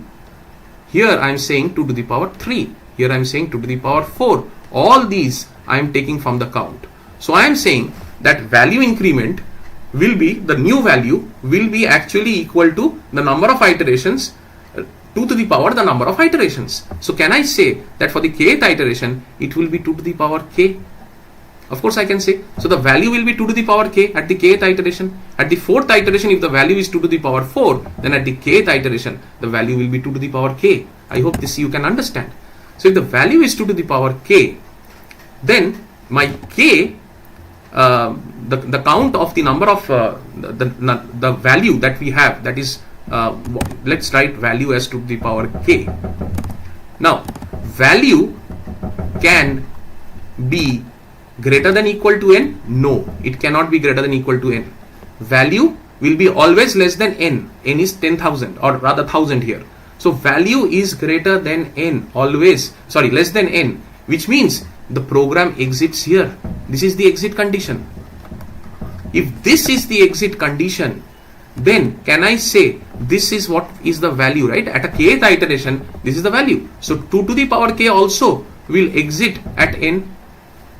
So if the value at the kth iteration is 2 to the power k, then 2 to the power k will exit at greater than equal to n, right? So if k is at the last iteration, so let's say this is at the last iteration, or it has crossed the iteration, that is in the boundary of crossing, then because of k, the value would be 2 to the power k, and 2 to the power k will be crossing 1000, right? So that is what I'm trying to write here. Because of this k, 2 to the power k will be crossing 1000. That is what I'm trying to write here. So 2 to the power k is greater than equal to n is my exit point, which means I can write this as the exit happens at 2 to the power k equal to n. Instead of greater than equal to, I say equal to n, right? So if 2 to the power k equal to n is the exit point, then how do I represent this? How do I bring out k? If I want to bring out k, because my goal is to find out how many counts. That is what I want to find out. No? I want to find out how many times it executes. That will give me the order. So my goal is to find out this k, which is hovering around this boundary of 10,000, because k, the number of times k goes, value increases 2 times, right? So k goes to what level when the value becomes 1000 is what I'm trying to see. So k goes to what level? So k becomes 2 to the power k goes to when k goes to what level means k will go to such a level that 2 to the power k will become 1000, right? So that is what we have been trying to say, that k goes to such a level that 2 to the power k becomes equal to n, equal to 1000. So k becomes equal to log base 2 of n. If you take log on both sides, k becomes equal to log base 2 of n. So that is how you get log base 2 of n as the number of times you will execute this program in order to get to wherever you want it to be. That is, you wanted to understand how many times this program will execute. It will execute k times, because you don't know how many times. You said it will execute k times. You found out a pattern that if it executes 4 times, then the count goes to, the value goes to 2 to the power 4. So if it executes k times, the value will go to 2 to the power k. So if k is the last iteration, 2 to the power k will be equal to 1000, right? So 2 to the power k will be equal to n. If 2 to the power k equal to n and k is the last iteration, then k's value is what? Log base 2 of n, and that's why you get log base 2 of n as the order of this particular equation or this particular problem statement. So that's how log base 2 of n is coming from this particular problem statement. If we move on to the last problem statement, this is a root over n complexity. So root over n complexity is something that comes out from this particular code. In root over n complexity, what you will see is, again, you see pages is dependent on n, pages is incremented based on I, and I is incremented here, all hodgepodge. If it is all hodgepodge like this, then you cannot say this is order of n.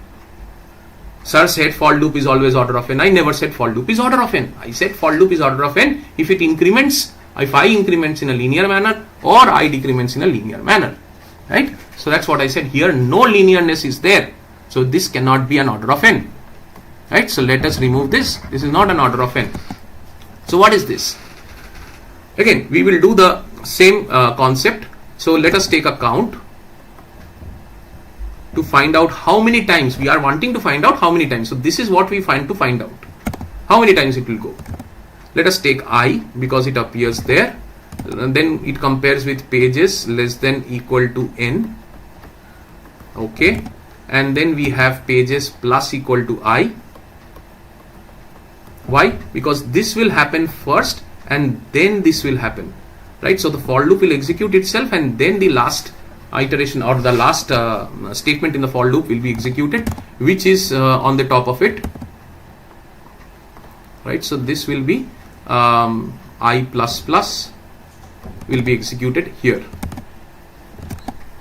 Okay, so now that's my dry run. So in my dry run, if I now say that count is equal to 1, the first iteration, I's value is 1, pages is less than equal to n. So pages is what? 0. 0 is less than equal to n. That is true. Whatever that n is, n could be a large number, right? So 0 is less than equal to n. Pages plus equal to I. So pages plus equal to I will be 0 plus 1, and I plus plus will be 2.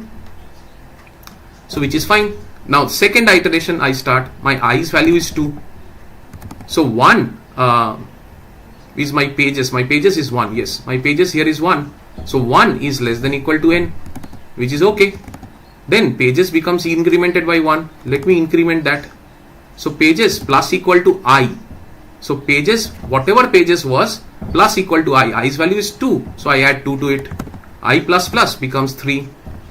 Next time it runs, this is actually I is equal to 3. 3 is less than equal to n, will be true. Then it will be 0 plus 1 plus 2 plus 3. 3 from here. Pages plus equal to I, 3 from here. Pages from pages plus equal, whatever is the number of earlier pages plus I. And then we have 4 here. Now in this way, again the same thing we'll say. If it goes on till the last iteration, and the last iteration we say as k, right? The last iteration we say as k, then don't you think here there is a correlation? See, 1, 1, 2, 2, 3, 3. Right? So k will be 0 plus 1 plus 2 plus 3 plus dot dot dot k. At the kth iteration, the pages will become like this. Now, pages, when does it stop? See the stopping condition. Now come to the stopping condition.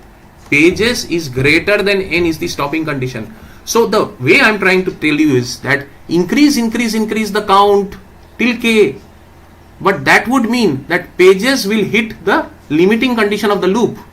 However number of times you go, at some point pages will hit the limiting condition. So that limiting condition is this. Pages is greater than n is the limiting condition. Right? So pages greater than n means pages is what? This is what? This is k into k plus 1 by 2 arithmetic progression. You all know that 0 plus 1 plus 2 plus 3 plus dot dot dot k is k into k plus 1 by 2. So I can say my pages at the penultimate or the last of not even penultimate, at the very end, when pages becomes greater than n, it cannot be the exit condition for that will be k into k plus 1 by 2 will be greater than n, because pages has gone from at the value of k, pages has gone here, right? Pages has gone here, and I'm saying pages will exit. So pages will exit. See, pages is exiting. At the kth iteration, pages value is this, and it is exiting means it is satisfying this condition. So if it is satisfying this condition, then k into k plus 1 is equal to 2n, and k square therefore is equal to k square plus k, I can say equal to 2n. I can neglect k for that matter because of the high nature of k. Large number, I told you, asymptotic complexities are always for large values. So the high nature of k, I will neglect this k, and I will say k square is equal to 2n. So if I say k square equal to 2n, then k becomes equal to root over of k square equal to where did I do some mistake? Acha, this 2 k into k plus 1 is okay. Again same thing. What we have to do is we'll have to say that the way I neglected this k, that is I said that my k, because the high nature of k, the k square will take it to a larger extent than k, therefore k will become insignificant. That's why I neglected that. Similarly, 2 will become insignificant as compared to n because of the large nature of n, and hence we will say that we will neglect 2 also. So k square becomes equal to n, and when k square becomes equal to n, which will imply that k is equal to root over of n. So all you need to remember is, when you can also do this by the standard protocol of solving this equation, right? So you can also say that k square plus k is equal to 2n and solve for k. You will get an order of this only. You can do that and get an order of this only.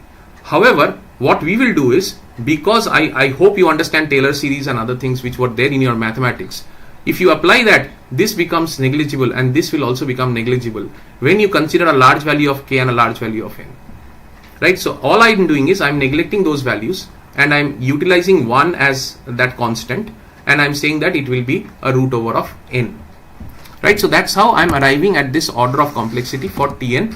So Tn here will be written as root over of n. So remember that you need not always have the complexities in an increasing order. So there will be a complexity table that I will show you subsequently in the next session. But then that's typically what I wanted to show you here. Only the last thing that is remaining is this, which says that write a pseudocode for adding two polynomials which was given by the user, and also comment on the complexity of the program. So there were two polynomials, and the polynomials are 3x square plus 0x plus 5. This was given by the user. How did the user give it? User said, I will give you only the coefficients. So I will give you these coefficients in an array. So I will give you these coefficients in an array, and I will give it to you in reverse order. I'll give it to you in reverse order. So I will give you the coefficient which is 5 first, then I will give you 0, then I will give you 3 as an array, right? So my P1 array is looking like this. My P1 array is looking like 5, then 0, then 3. This is my P1 array. And my P2 array is looking like this. P2 array is x square plus 4x plus 2. So x square means that 1 will be your coefficient, 4 is your x coefficient, and then the last coefficient will come first, which is 2. Now you have to write a code to add these two polynomials. Means what? When you add this, it will be 4x square plus 4x plus 7. So you add these also, you will get 5 plus 2 is 7. So you get one more polynomial which is called as sum. So some polynomial will have 5 plus 2 as 7, 0 plus 4 as 4, 3 plus 4 as 4, right? And you reverse this and print. Reverse this and print as 4x square plus 4x plus 7. So if you print this array, you know that you have to reverse it and print. And when you reverse it and print, you know the first element will be x square. Why? Because you have 3 elements here. So the first element is a constant, second element is power of 1, third element is power of 2, and so on and so forth, you know. So you can hard code things and print the same way it is printed here, right? You can see this print later on and understand how it is printed, but my point is not about the print. The print can be easily done because I know now 4 is x in the x square's place. 4 here, this 4 is in the x1's place, and this 7 is in the constant place, right? If I know that printing is easy, my question is, how after these two polynomials come to you as an array of input, how will you create this sum array, right? Again, it is very simple. First, what we will do is we will understand whether the two arrays are same or not. It need not be always the same, right? Someone might give me an array like this saying 5, 7, 9, 10. Someone might give me an array like this 6, 8, 9. So what is this? This is basically from the beginning we are saying, right? So from the beginning means 10x cube plus 9x square plus 7x plus 5, right? And this is 6. Now this is 6, sorry, this is 9x square,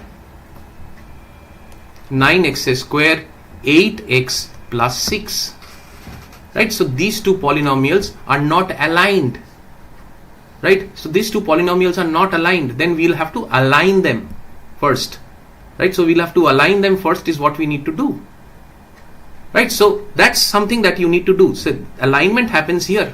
How do we align? We see what is the value of n, right? So n1 we took 3, n2 we took 3 because both the arrays had 3 coefficients coming in. If n1 is greater than n2, then n1 is the largest, otherwise n2 is the largest. So that is my max degree. Now accordingly, my actual sum array will get created. My sum array for these two polynomials will have how many pockets? 4 pockets, because it will be matching the max degree. So it has to match this and not this, and therefore we will take a sum with the max degree, and then we will do what? We will align them with all zeros. So this is a loop that aligns them to all zeros. Then what we do is we just loop through this, and we will add this one time. That is the first polynomial we will, or the array, this array we will take, and we will add it to the sum, each element one by one. So we will have 5, 7, 9, 10 in that. And then we will take the second polynomial and we will add it to that particular polynomial sum which we have. So we will have 6, 8, 9. And then that means that the sum, that sum array which was 5, 7, 9, 10 was now being added with these. So the sum array now has become 5, 13, 17 and 19. So that is what the sum array has become. Now this sum array, if I print in the reverse direction, my job is done. Right? That is the sum of these two polynomials. Right? I took care of disparate indexes, though this algorithm didn't want me to. Disparate number of degrees. Degrees are not the same. I took my sum as the largest degree and I arranged my code in such a way that the proper degrees get added with each other. Right? Proper degrees means cube gets added with cube, square gets added with square, and so on and so forth. Question was, write this code which we have written and also asking you to comment about the complexity. So what is the complexity of this? The complexity, if you see for this particular code, is if I remove all of this now, let us see the complexity part of it. So the complexity part, if I now calculate, see, this will take 1 unit of time. This will take 1 unit of time. This will take 1 unit of time. I hope you understand this by now. This will take 1 unit of time. This will take 1 unit of time. This will take n unit of time. For loop, I++, n unit of time. Anything inside will take n unit of time. Right? Next, this will take 1 unit of n unit of time. Anything inside will take n unit of time. This will take n unit of time. This anything inside will take n unit of time. This print will take 1 unit of time. This for loop is I++, max degree. So everything is okay. It will take n unit of time. Anything inside will take n unit of time, n unit of time, n unit of time. So how many ones we have? 1, 2, 3, 4, 5, 6. How many n's we have? 1, 2, 3, 4, 5, 6, 7, 8, 9, 10. What is this? What is this? Can we write this as 10n plus 6? If I can write this as 10n plus 6, then this is equal to y equal to mx plus c. 10n plus 6, y equal to mx plus c. So m is equal to 10 here and c is equal to 6. So what are we looking at? We are looking at a graph like this, where this is 10n plus 6. What is the time complexity of that graph? We have now understood that it will be order of n, because that is the highest degree of that linear polynomial. Right? So that's what I wanted to show you from a time complexity calculation perspective. Let us get into quickly one more quiz and then we'll finish the last topic before lunch. So opening up the quiz, let me see the chat window.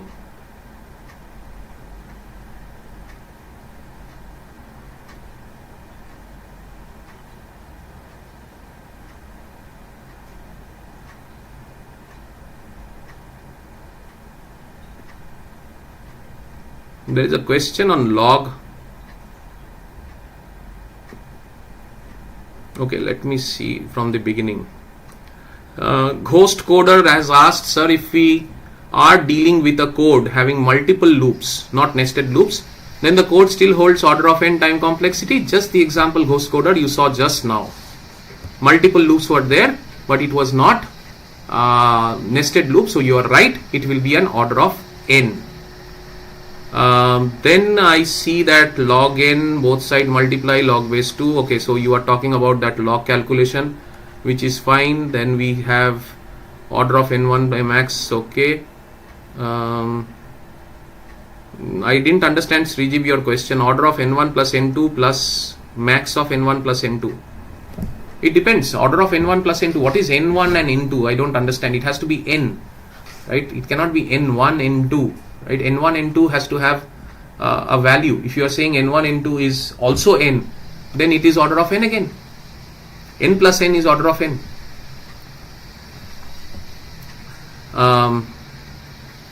Okay, Shayon, you have given a question. I don't know whether that is for me or for the rest of the people to solve. Size of the inputs for polynomial. Acha, size of the inputs for polynomial. Doesn't matter, Srijib. If the size is whatever that size is, whenever that, yeah, you are right in the sense your plus is kind of misleading, the last plus. Your order of n1, if n1 is the first size of the polynomial, n2 is the next size of the polynomial, then the time complexity will be actually the max of those two polynomials, whatever it is, but you still write it as n, because as I said, n is a large number. One number here and there, two number here and there doesn't make any difference, right? It will be a linear class of polynomials. It doesn't matter. You are not giving the exact amount of time that you need. You are not saying order of 4 because n is 4. You are not saying order of 5 because n is 5. You are saying order of n, whatever is the n.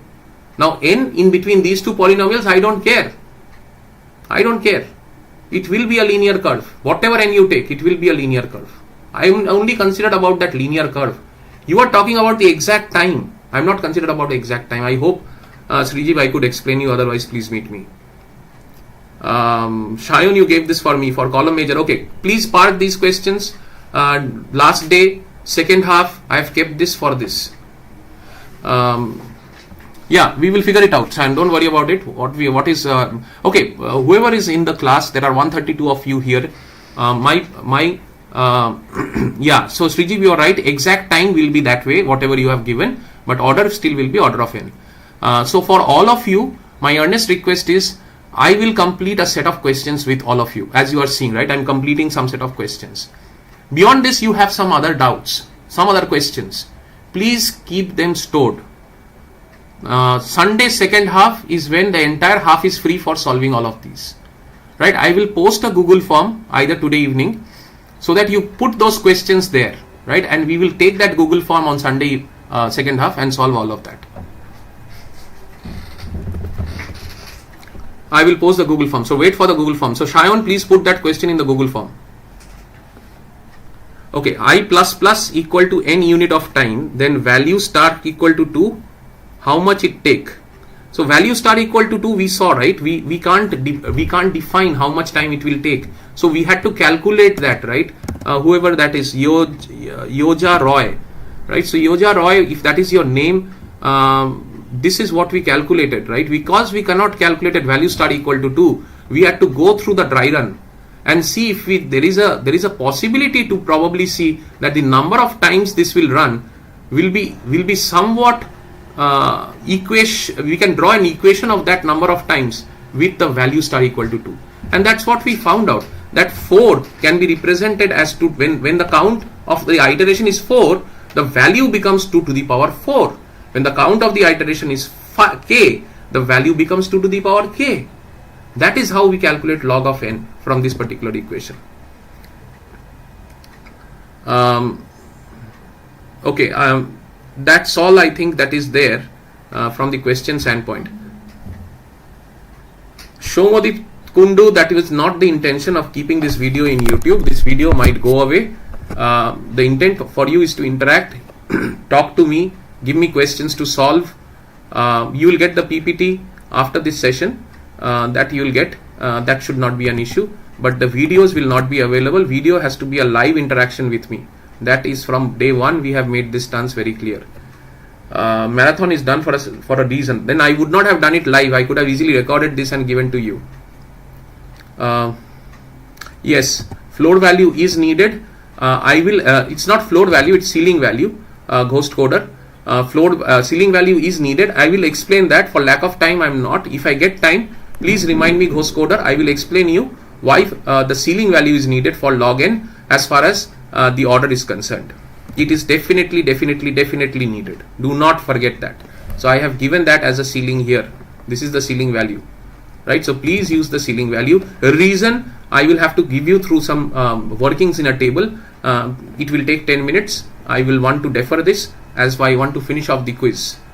So let me do the quiz now. But good, I appreciate that you are interacting with me. That is the whole point of this session. Otherwise I would have done this. Tell once more how the time complexity comes out to be square root of n. अच्छा, square root of n. Square root of n कहाँ था? यहाँ पर था. Yeah. So the square root of n time complexity is when I said that my count is from here. I start my count and if I take the dry run, then I will see that for I equal to 1, 0 is less than equal to n will be satisfied, and therefore pages plus equal to I will be equal to 0 plus 1, and then I will be getting added. So what is happening? I am saying that this is my value of I with which I will enter, then I will do this comparison, then I will do this increment, and then I will do this increment. So that is what I have written here, here, here, and here, right? And I am actually calculating. When I keep on calculating, I will see that at a value of k, I will get this as 0 plus 1 plus 2 plus 3 plus dot dot dot k, which is an arithmetic progression k equal to k into k plus 1 by 2. And when I say k into k plus 1 by 2, then this is what? This is the pages value at a value of k, which I am assuming as the last time it is running.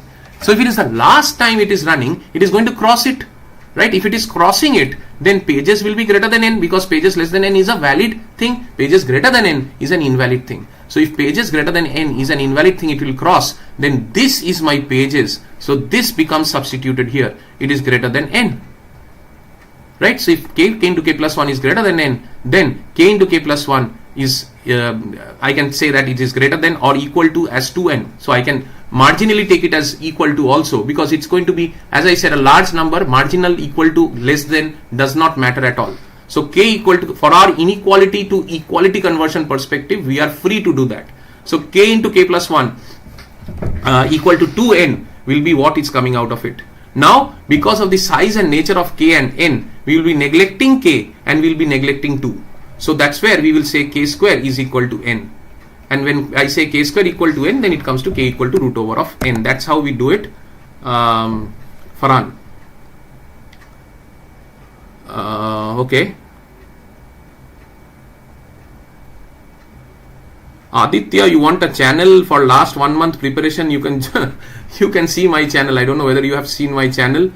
I'll publish that anyways, but that's where you can be. That has all the modules exactly the way MAKAUT wants it to be. Only the last module is left. That will also come up in the next I think 14-15 by this December month it will come out. Only the last module is left, Aditya. So you can join that channel. Most of I actually have my friends inside a group where some of the friends are already here in this channel, and they already know about the YouTube group. So there is a playlist of the entire DSA course which you can probably refer to, Aditya. Who is this? Trending to infinity for math? No. Understood, sir. Okay. Ayush. Okay. Okay. Chalo. Let's do the quiz, guys. I think we are getting late.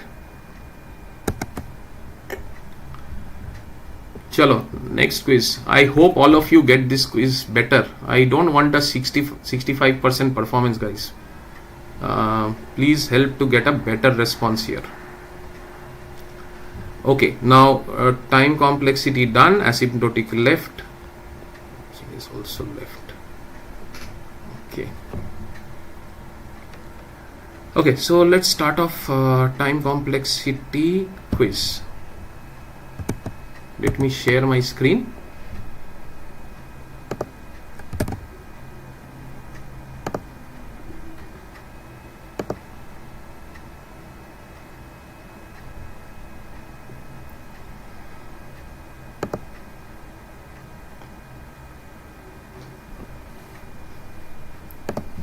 Chalo, come on, quickly. 127 people are here. 32 rather. Let's see. Ashutosh Shaha, please change your profile name to underscore roll number.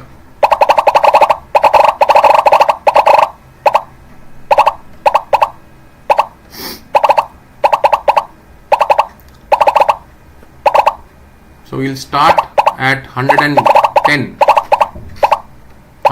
logins.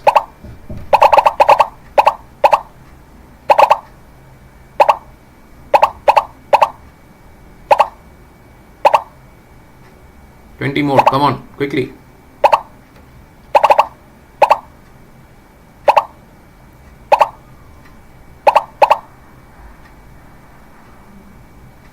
Ten more.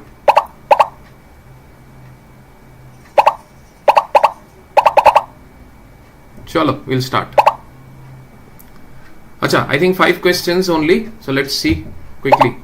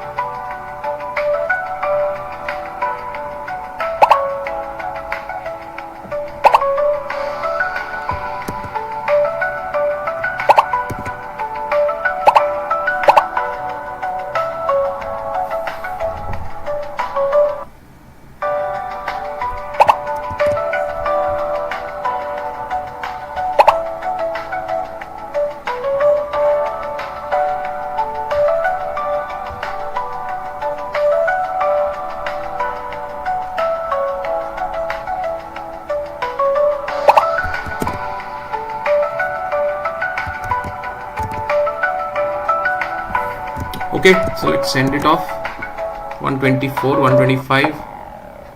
Nice, 83%. Good. Swati Gupta, Ayush, Pratyush, new names. Very good. That's what I said. You have ample scope to beat the leaders. Next question.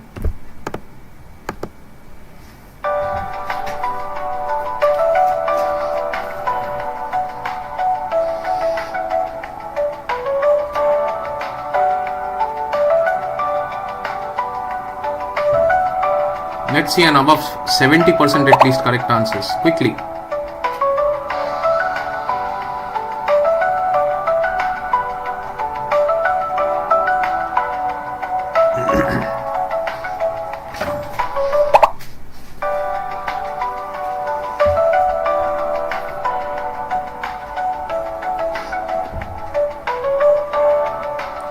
I'll end at 120.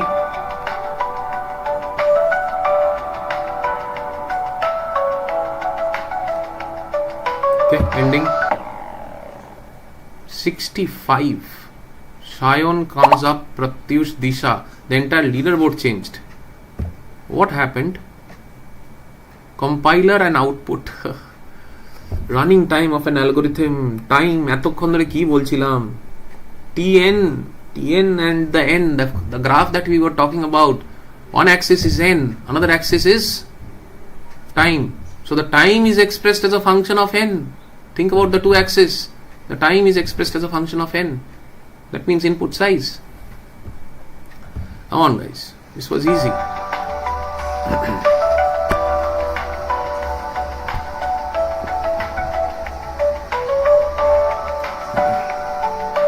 Don't get this wrong.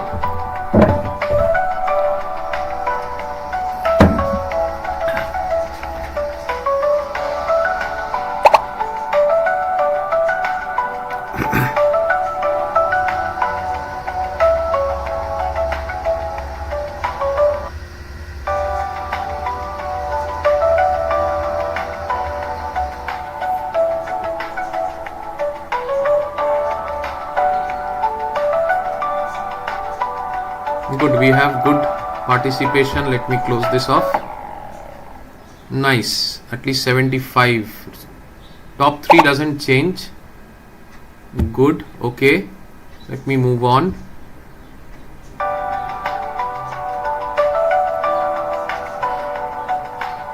All of you, please get this correct. Don't get this incorrect. How many operations?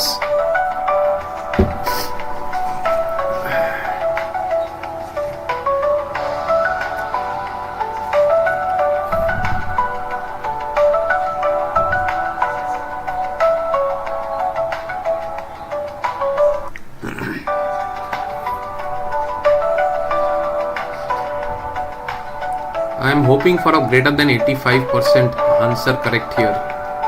I hope you have got this correct.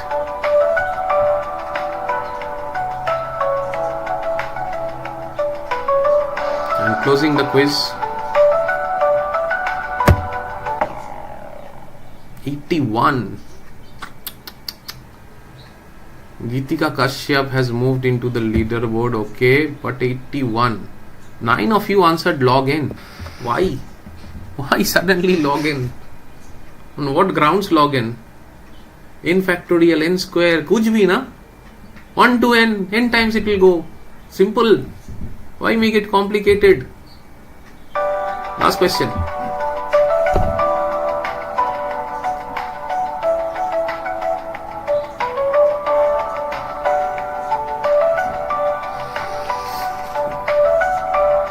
I hope this you get correct. 4 boxes. Only one word can match 4 boxes.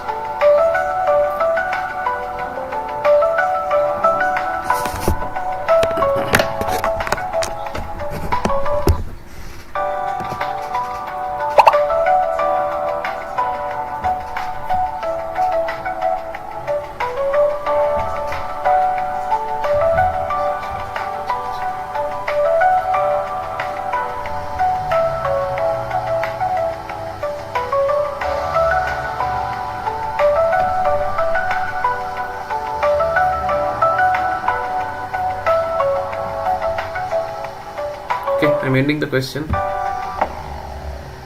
78, good, not bad.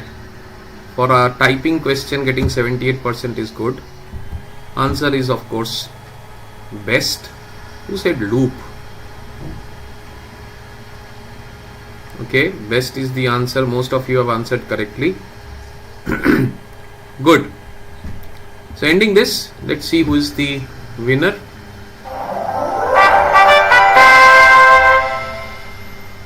Okay, Shayan again, you are there. Pratyush is there, new. Geetika new.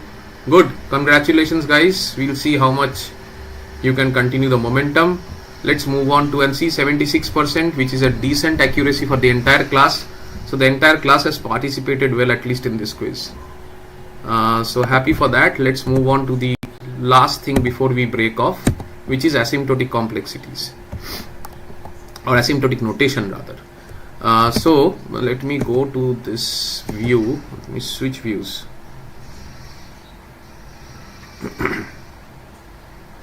Soham Gorai, last problem, can you explain once more? Soham, please remind me when we have some time, because we are struggling for time. Please remind me. I will definitely explain, but please remind me when we have some cushion. We have time tomorrow, 1 hour. We have time day after for at least 4-5 hours. So I will explain during that time, Soham. Please don't forget it. Please ask me. I will forget. Okay, so this one I have to bring in. And Soham, I think the problem was around this one, right? That you were asking. Please answer yes or no. This is the same problem that you are asking. To explain once more.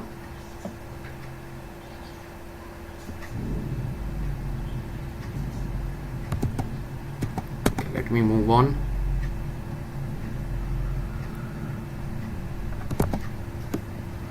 Okay, I got your yes, Soham. So good. We will solve that, or we will discuss that problem again. So this is what I wanted to show you guys. So people who are taking my classes, they already know about this diagram. Others might have also seen this diagram. But what does this diagram try to say? And what is asymptotic notation? What is this O? What is this omega? What is this theta? Is what we are trying to talk to you about. Now see, the thing is that whatever complexities we were finding out, right, we were writing it as time complexity is equal to big O of something. Big O of something. That is what we were trying to write always. Right? So this big O has some meaning. It says that your running time for the algorithm will be of this order. That's what it says. Now, there are some facts or some types of classes that we call as complexity classes, which have been defined as well-defined complexity classes, right? So there are some well-defined complexity classes that we are aware of. These well-defined complexity classes are what you see in this table. Against any polynomial, because every code that you see got converted into a polynomial. You see this code, I converted it into a polynomial, 10n plus 6. You see this code, I converted, this one I did not convert because it was not possible. This one also I did not convert. This one I converted into a polynomial. This one I converted into a polynomial. So every code I converted into a polynomial whenever the count, the dry run was not required. Whenever the I++ was in a linear or non-linear, in a linear increasing or decreasing manner. So every code I converted into a polynomial. So every code, even the codes which I could not convert into a polynomial and wanted to do a dry run, if you convert that into a polynomial, that will also convert to a polynomial. From the dry run you got the order, and from that order you can actually convert it into that. Basically is your starting polynomial. Log n is your starting polynomial, right? We don't call it exactly as a polynomial. Logarithmic is a logarithmic. It's not a polynomial at the end of the day, but what I'm trying to say, I hope you can understand. So every code can be converted to something like this or this. Every code, right? That it will be a function of n or not a function of n. I told you, right? Originally I told you that you'll have to figure out whether your code is dependent on n or not, right? If it is not dependent on n, then it is constant.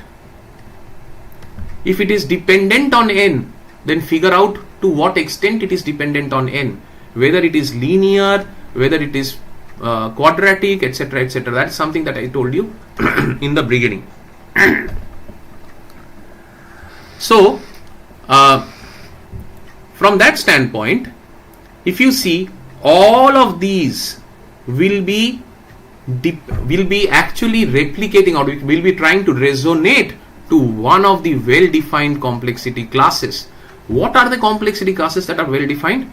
Order of 1, order of log n, order of n log n, n square, n cube, exponent, worst is order of n factorial. So what do these, why it is worse? Because that takes the highest amount of time. So what does this mean? It means, given an algorithm, that algorithm will be, whatever that polynomial comes from that algorithm will be either this or this or this or this or this or this or this, because they are well defined. The algorithm will marry with one of the lines because these are well defined complexity classes. They will represent one of the orders.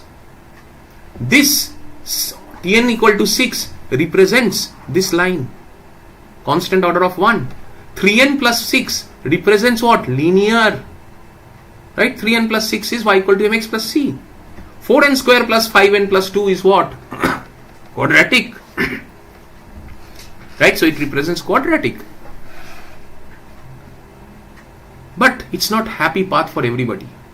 This particular polynomial does not have any takers here. It does not marry to any one of the complexity classes, well-defined complexity classes.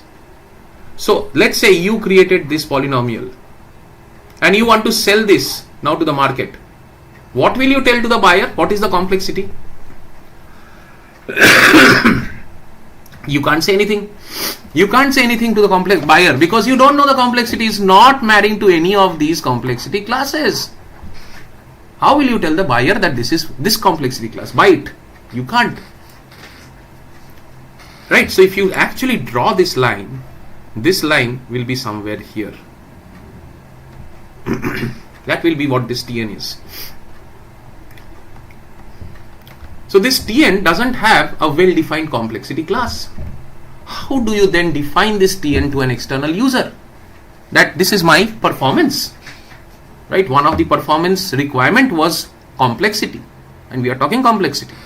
So this is my performance. So then you will tell them that I don't know, Tn I don't know, but I know that it will have the highest complexity of this particular person and the lowest complexity of this particular person.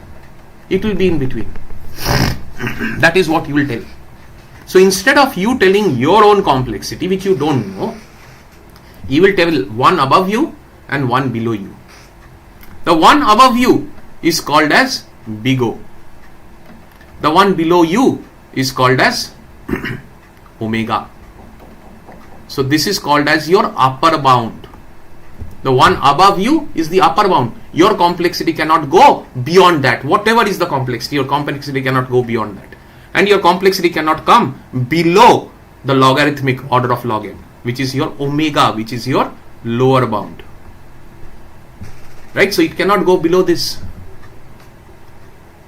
And if you actually know your complexity, then that is called as theta, which is the average or tight bound complexity. So which we don't know. If we knew, then it would have been called as average or tight bound complexity. So we talked about not knowing a complexity means that whoever is above us in this chart will be an upper bound to us, whoever is lower to us will be a lower bound to us. We will not go below or above that.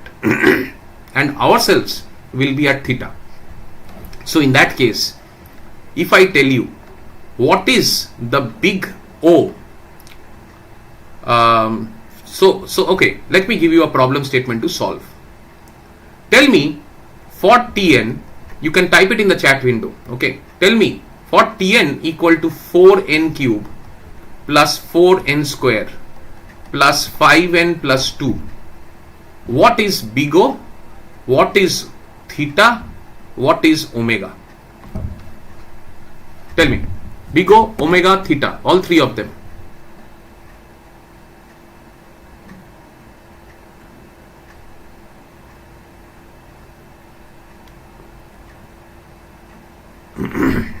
Quickly.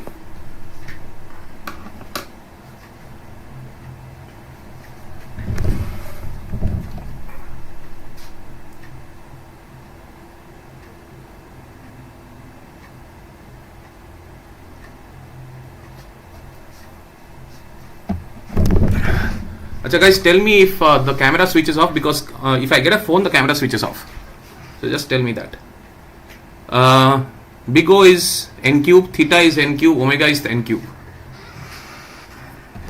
Shayan Das, upper bound, best case, same. Okay, I'll answer that.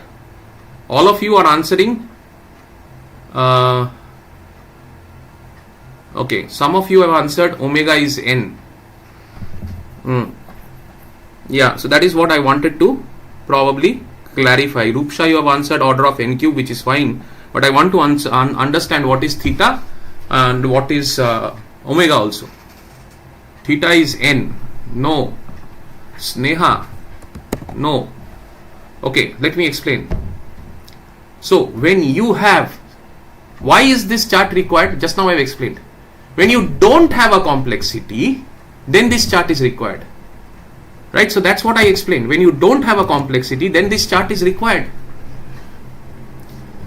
So you have a complexity here, a well-defined complexity. Don't you? You have a well-defined complexity here, which is quadratic. So it easily marries with this curve. It easily marries with this curve, right? It's a well-defined complexity. First of all, you don't even need this chart to tell somebody, because asymptotic notation, what did I tell you? It is needed to actually express to somebody when you don't have anything, right? So when you don't have anything, you express that with whatever is your upper bound or with your lower bound. That's what I explained to you. But you have something. That is what? That is actually your tight bound. No? That is your average bound or tight bound. So your theta definitely has to be n cube. Your theta cannot be anything else. It has to be n cube, right? So theta has to be n cube. Why? Because that's your complexity. Theta is your complexity. Always average bound or tight bound is your complexity. So theta is your complexity. If theta is your complexity, then because it is a well-defined complexity class, the upper bound is also n cube. The lower bound is also n cube, because it is a well-defined complexity class. If it is not if it is an in-between curve, then only you see upper bound here and lower bound here. But if it is in a curve which is well defined, then your theta, big O and omega, all of them will be the same. All of them will be the same. I hope that is making things clear. So next is what Shayan you are asking. Shayan, you are asking that is it the same, best case, worst case, big O, and that is something that I have been pretty much vocal about. Suppose this particular equation, how did you arrive at this particular equation? Let us talk about this particular equation. So again, I'll repeat what Shayan's question is. Shayan is saying that is big O the worst case or best case? Is omega the worst case? Right? And is theta my average case? Case and bound are two different things. Right? What is best case? Best case is when you actually execute it in the earliest possible time. That is the best case. Can you tell me, when this polynomial was created, this 3n plus 6, was it created because n was assumed to be worst case? Right? Let's say a searching algorithm. Linear search, just pakad lo linear search. Linear search, you said the time taken to search will be what? Linear search, time taken to search will be n. When? That is the worst case. You said worst case. That's what you said. Right? So let's say the time taken to search for an element in a linear search is at the last. At the last means I will take n iterations to go there, which means it is the worst case. Right? So Tn will be equal to n. Tn will be equal to n. Now this Tn equal to n, when you plot it here, right? When you plot it here, where is n? Where is my n? Here. So Tn equal to n, you will plot here. What are you plotting? Shayan, what are you plotting? You are plotting the worst case. So worst case का क्या best case और क्या worst case फिर से? You are already plotting a worst case. So depends on how this got calculated. This is a worst case calculation. If you are plotting it here, then you are saying this is my best case of this worst case. And this is the worst case of this best case, or worst case of this worst case. Because this line is the worst case. Worst case line. Worst case time. So order and case are different. So this order is actually what? This order is a worst case, this line is of worst case. This line being of worst case has no significance in calling the best case, in calling big O or omega from these two lines. So if I plot a line here, if I plot a line like linear line like this, and if this is the worst case linear line, then can I say that this is the best case? If you say O is best case, then best case of worst case. So the worst case line has a top bound, right? So then that will become my best case of worst case. So contradictory, right? So that's why the worst case line, that line itself is defining what that case is, because that is how it has been calculated. It has been calculated with one assumption, that it is a worst case calculation, it is a best case calculation. After that you are coming here and finding out what is the boundaries. Now for a line which is Tn equal to n, it is very much close to this, or very much aligned to linear. So all of its theta, omega and big O will be the same as n. Right? So all of that will be n. Because as I said, if somebody is exactly one of these classes, then all three will be the same. Right? And therefore, when I represent something, I will always represent it as theta. If I am a match with any one of them, I will not represent it as big O. I will represent it as theta, because that's my complexity. Right? That's my complexity. Average case complexity, tight bound complexity is my complexity. Because my upper bound and lower bound can be different in different cases. Here it is not. But if I was like this, then it would have been different. So always I will represent my complexity as theta. I hope, Shayan, I could answer your question.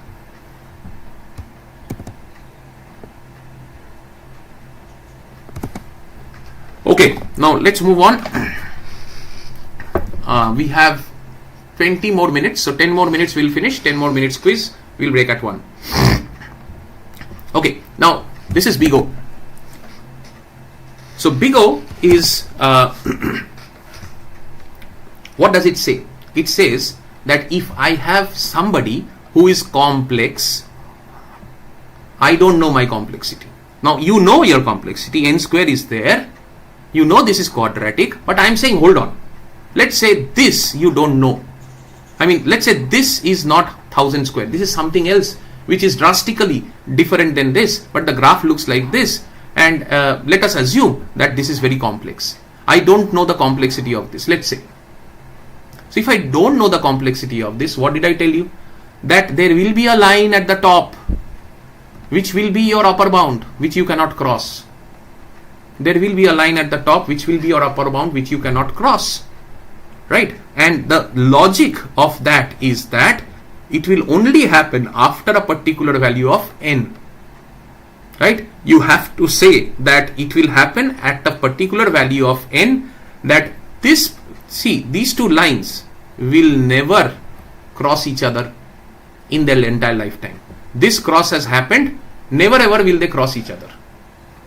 That means after this point, this particular person whose complexity we don't know, assuming, will or can rely definitely on the complexity of this person to say that that is my upper bound. So this becomes the upper bound line, right? So if this is the upper bound line, then we can therefore say that the function fn here has an order big O, because it is upper bound, big O of Gn,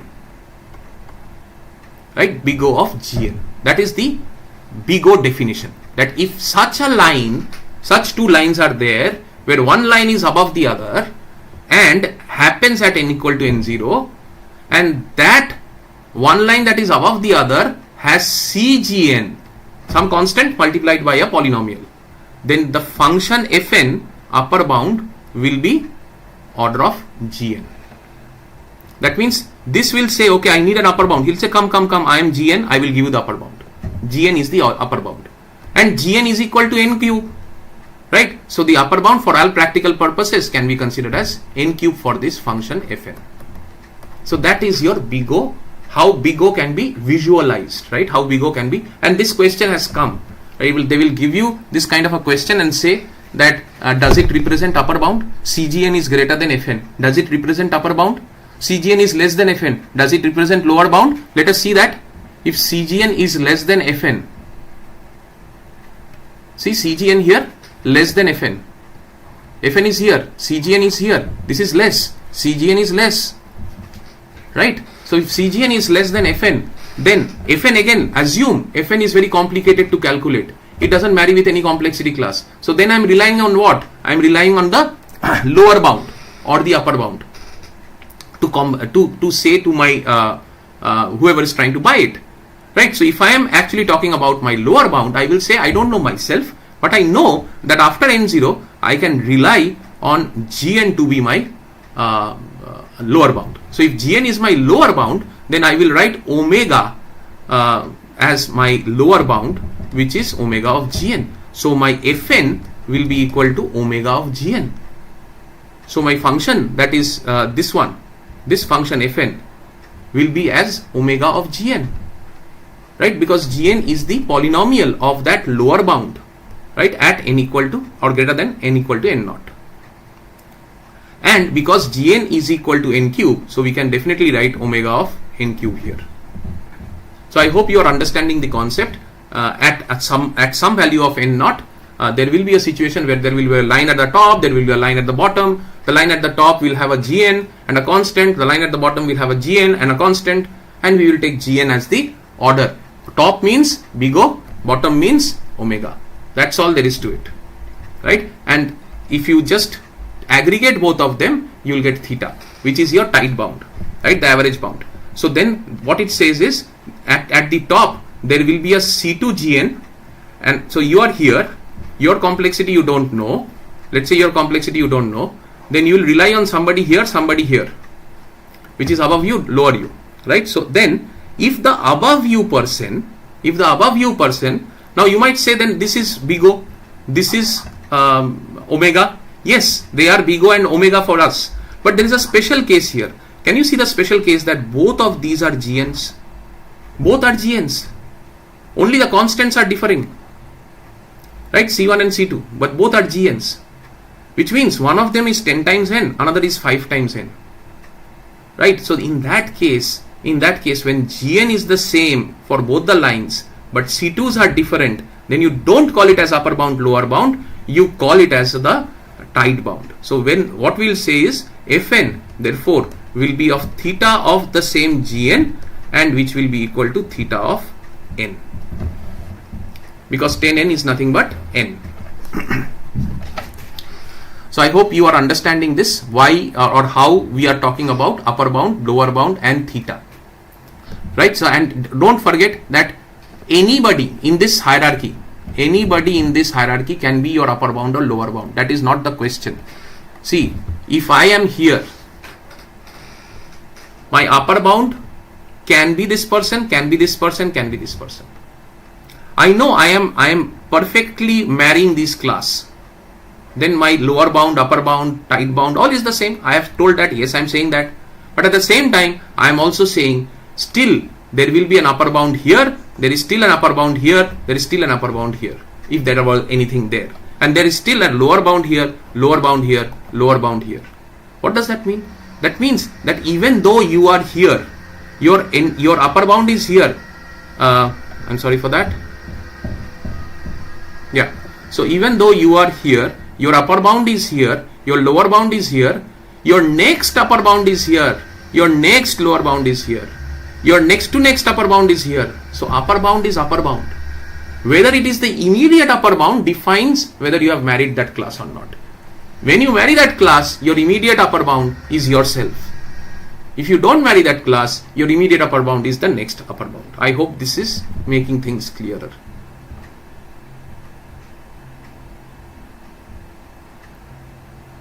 So some kind of questions that come: is tight lower bound same as tight bound?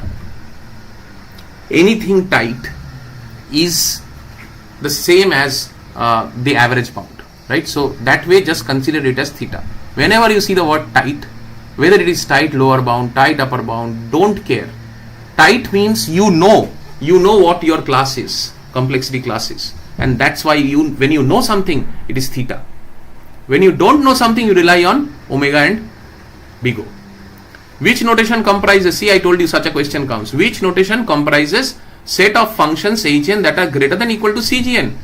Hn, that means my line which is complex is greater than another line. That means which notation? That means another line is below me, na? That means lower bound. Lower bound means what? Omega. So omega is the answer. My line Hn is bigger than the other line,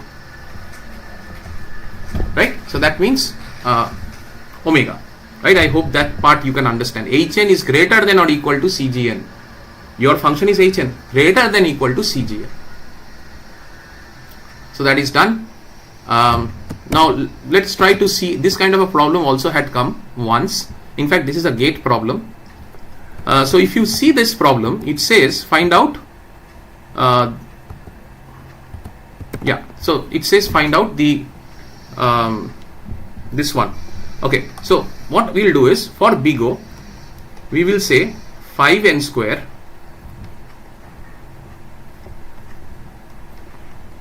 plus 2n plus 3.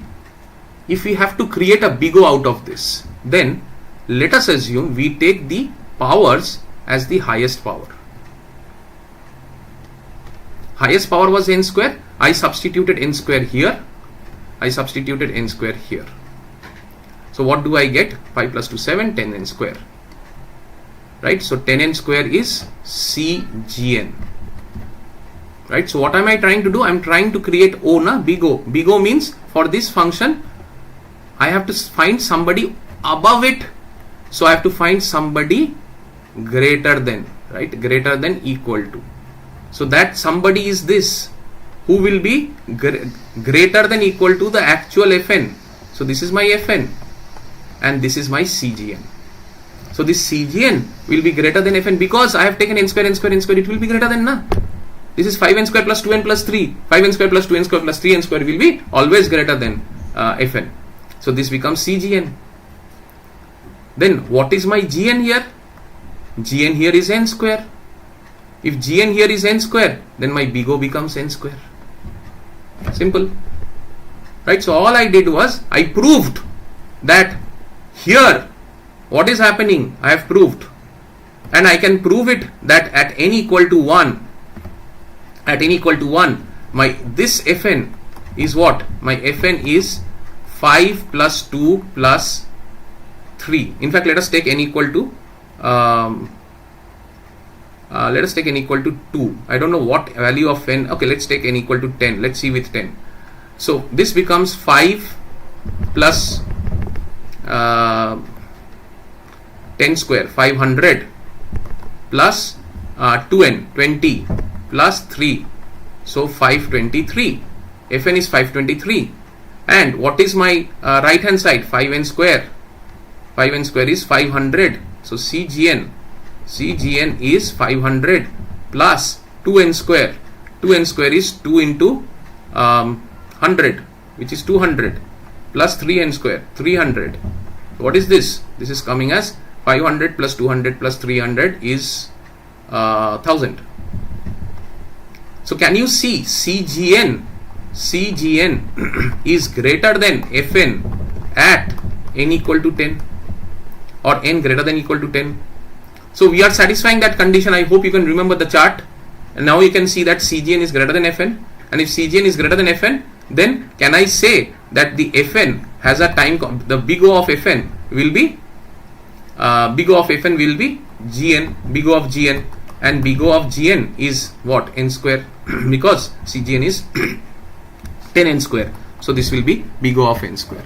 So what I have to do, in order to do this sum, I have to do two things. One, I have to prove that for a particular value of n, this side is greater than this side. That I have to prove. For that I took this trick. I made use of this trick, that I'll make everything n square and see what is CGN. Right? And the second thing that you have to do is, once you have proved that, take CGN and call it out in the order. That's all. So if I now calculate theta, then Fn is equal to 5n square plus 2n plus 3, whereas for my theta I will eliminate everything. I will just take 5n square. Right? So this I will say as CGN. Then what is my Gn here? N square. Now can I prove? But when I say not theta, when I say I'm talking about omega, this has to be what? Niche, lower, right? So if this has to be lower, this has to be greater, Fn has to be greater. So of course 5n square plus 2n plus 3 will be greater than 5n square, na? Of course that will happen. Prove it. N equal to 1. Let's take n equal to 1. 5 plus 2 plus 3. What is that? 10. 10 is greater than 5. Yes, 10 is greater than 5. If I take n equal to 1 on that side. So then Fn is proved at n equal to 1. Fn is greater than CGN. And that becomes the main criteria for saying that my Fn has an omega of Gn, which is equal to omega of n square. So that is where you find out the omega of n square. Do you see what I wanted to tell you? Do you see that 5n square plus n cube 2n plus 3 is a conventional complexity class? Don't you see this? This is a conventional complexity class of quadratic. Quadratic means n square. So do you see your big O is also coming n square? Your Fn omega is also coming n square. That is what I was trying to tell you. That your immediate big O and immediate omega will be the same as theta. After that you do whatever you want. Next big O, next omega, next theta, whatever you want. So I hope this is becoming clearer. The running time complexity of a linear time algorithm is running time complexity of a linear time algorithm. What is the running time complexity of a linear time algorithm? Chat box. Running time complexity of a linear time algorithm.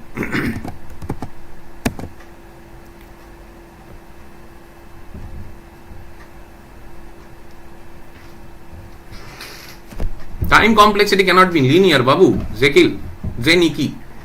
अरे भाई नाम तो ठीक करे दे. Okay. Learning time complexity of linear time algorithm is order of n or n, whatever you want to call it. Everybody is right. It will be big O of n. Actually, I will write it as theta of n. For me, if I know myself, then I will be theta. Unless it says worst case, best case, average case, then people want us to write big O, omega and theta. Though I don't agree with that, I have explained you why. Right? Some of the examiners might want you to write big O for best case, omega for worst case. So take it with a pinch of salt. I have just explained you why. Define asymptotic notation, explain each types. I hope you can do that. Which notation comprises a set of functions hn that are greater than? We have also seen this. Right? So this is omega. Right? So we have seen this also. Okay, so I forgot that we had searches to cover and this was not accommodated in the time for that matter. So we will have to anyway do searches after the lunch break and then continue with our second half series. So for now, let us do the quiz and break out for lunch. We have 5 more minutes, so we can, I think, finish the quiz by that time. Let me see any questions. There are 2 functions, hn, gn, given hn. How can I determine which my complex function to bind, upper bound, lower bound? Is it given? Anirban Khandra, I think we need to discuss this. I don't understand completely. As I said, put this in the Google sheet that I will be circulating tonight, and we will discuss this at length. Please keep this question in the Google sheets. We will discuss it in either Sunday or tomorrow. What should I write in exam, big O or theta? See, if it is asking what is the complexity without asking best case, worst case, average case, then write theta. How will attendance for each session will be marked? Babu, there is no attendance requirement. This is just for your benefit.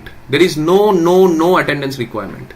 Right? All I would do is, I would see that you have attended a sufficient portion of the class. 8 hours sufficient portion means at least half to more than half class you have attended. In each of the days, you will be eligible for the certificate. Rest is up to you. Okay, now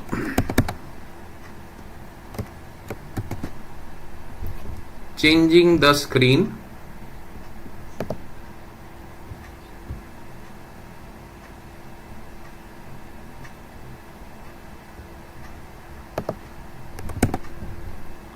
Chalo, quickly.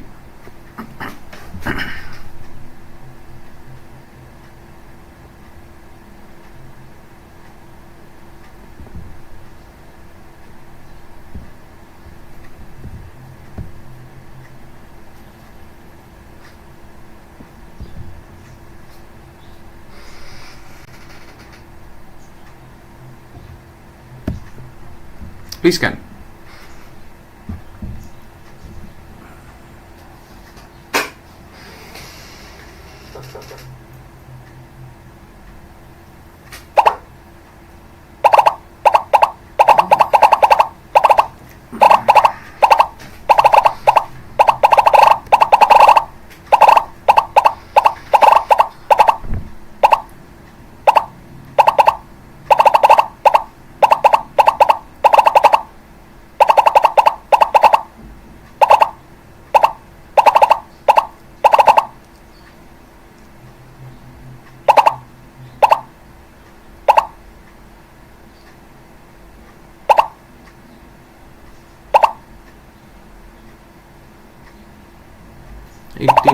How many of you are here?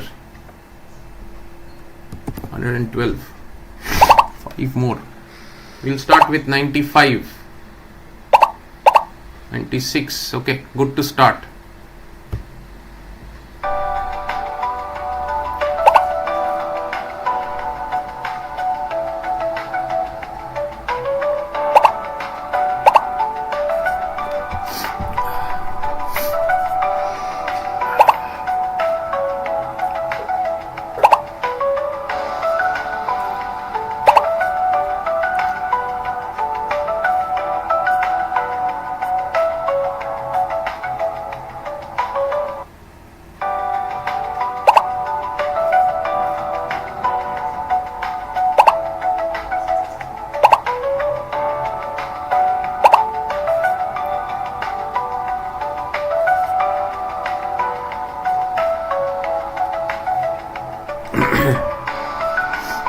Okay, we will end it at 100. Yes, okay, we'll end it. What happened? So bad. This was not big O. This was theta. There is a dot in between. Theta is also big theta. Omega is also big omega. In case you don't know. So it's not just big O. Theta and omega are also big. They are also called big theta, big omega. Right? So all 48 of you, I understand why you were confused. But 48, 43 milake, I think we would have been 90. So which is okay. I don't mind that. But I hope you have rectified this. This is a 10 question quiz. So let's move on a bit faster.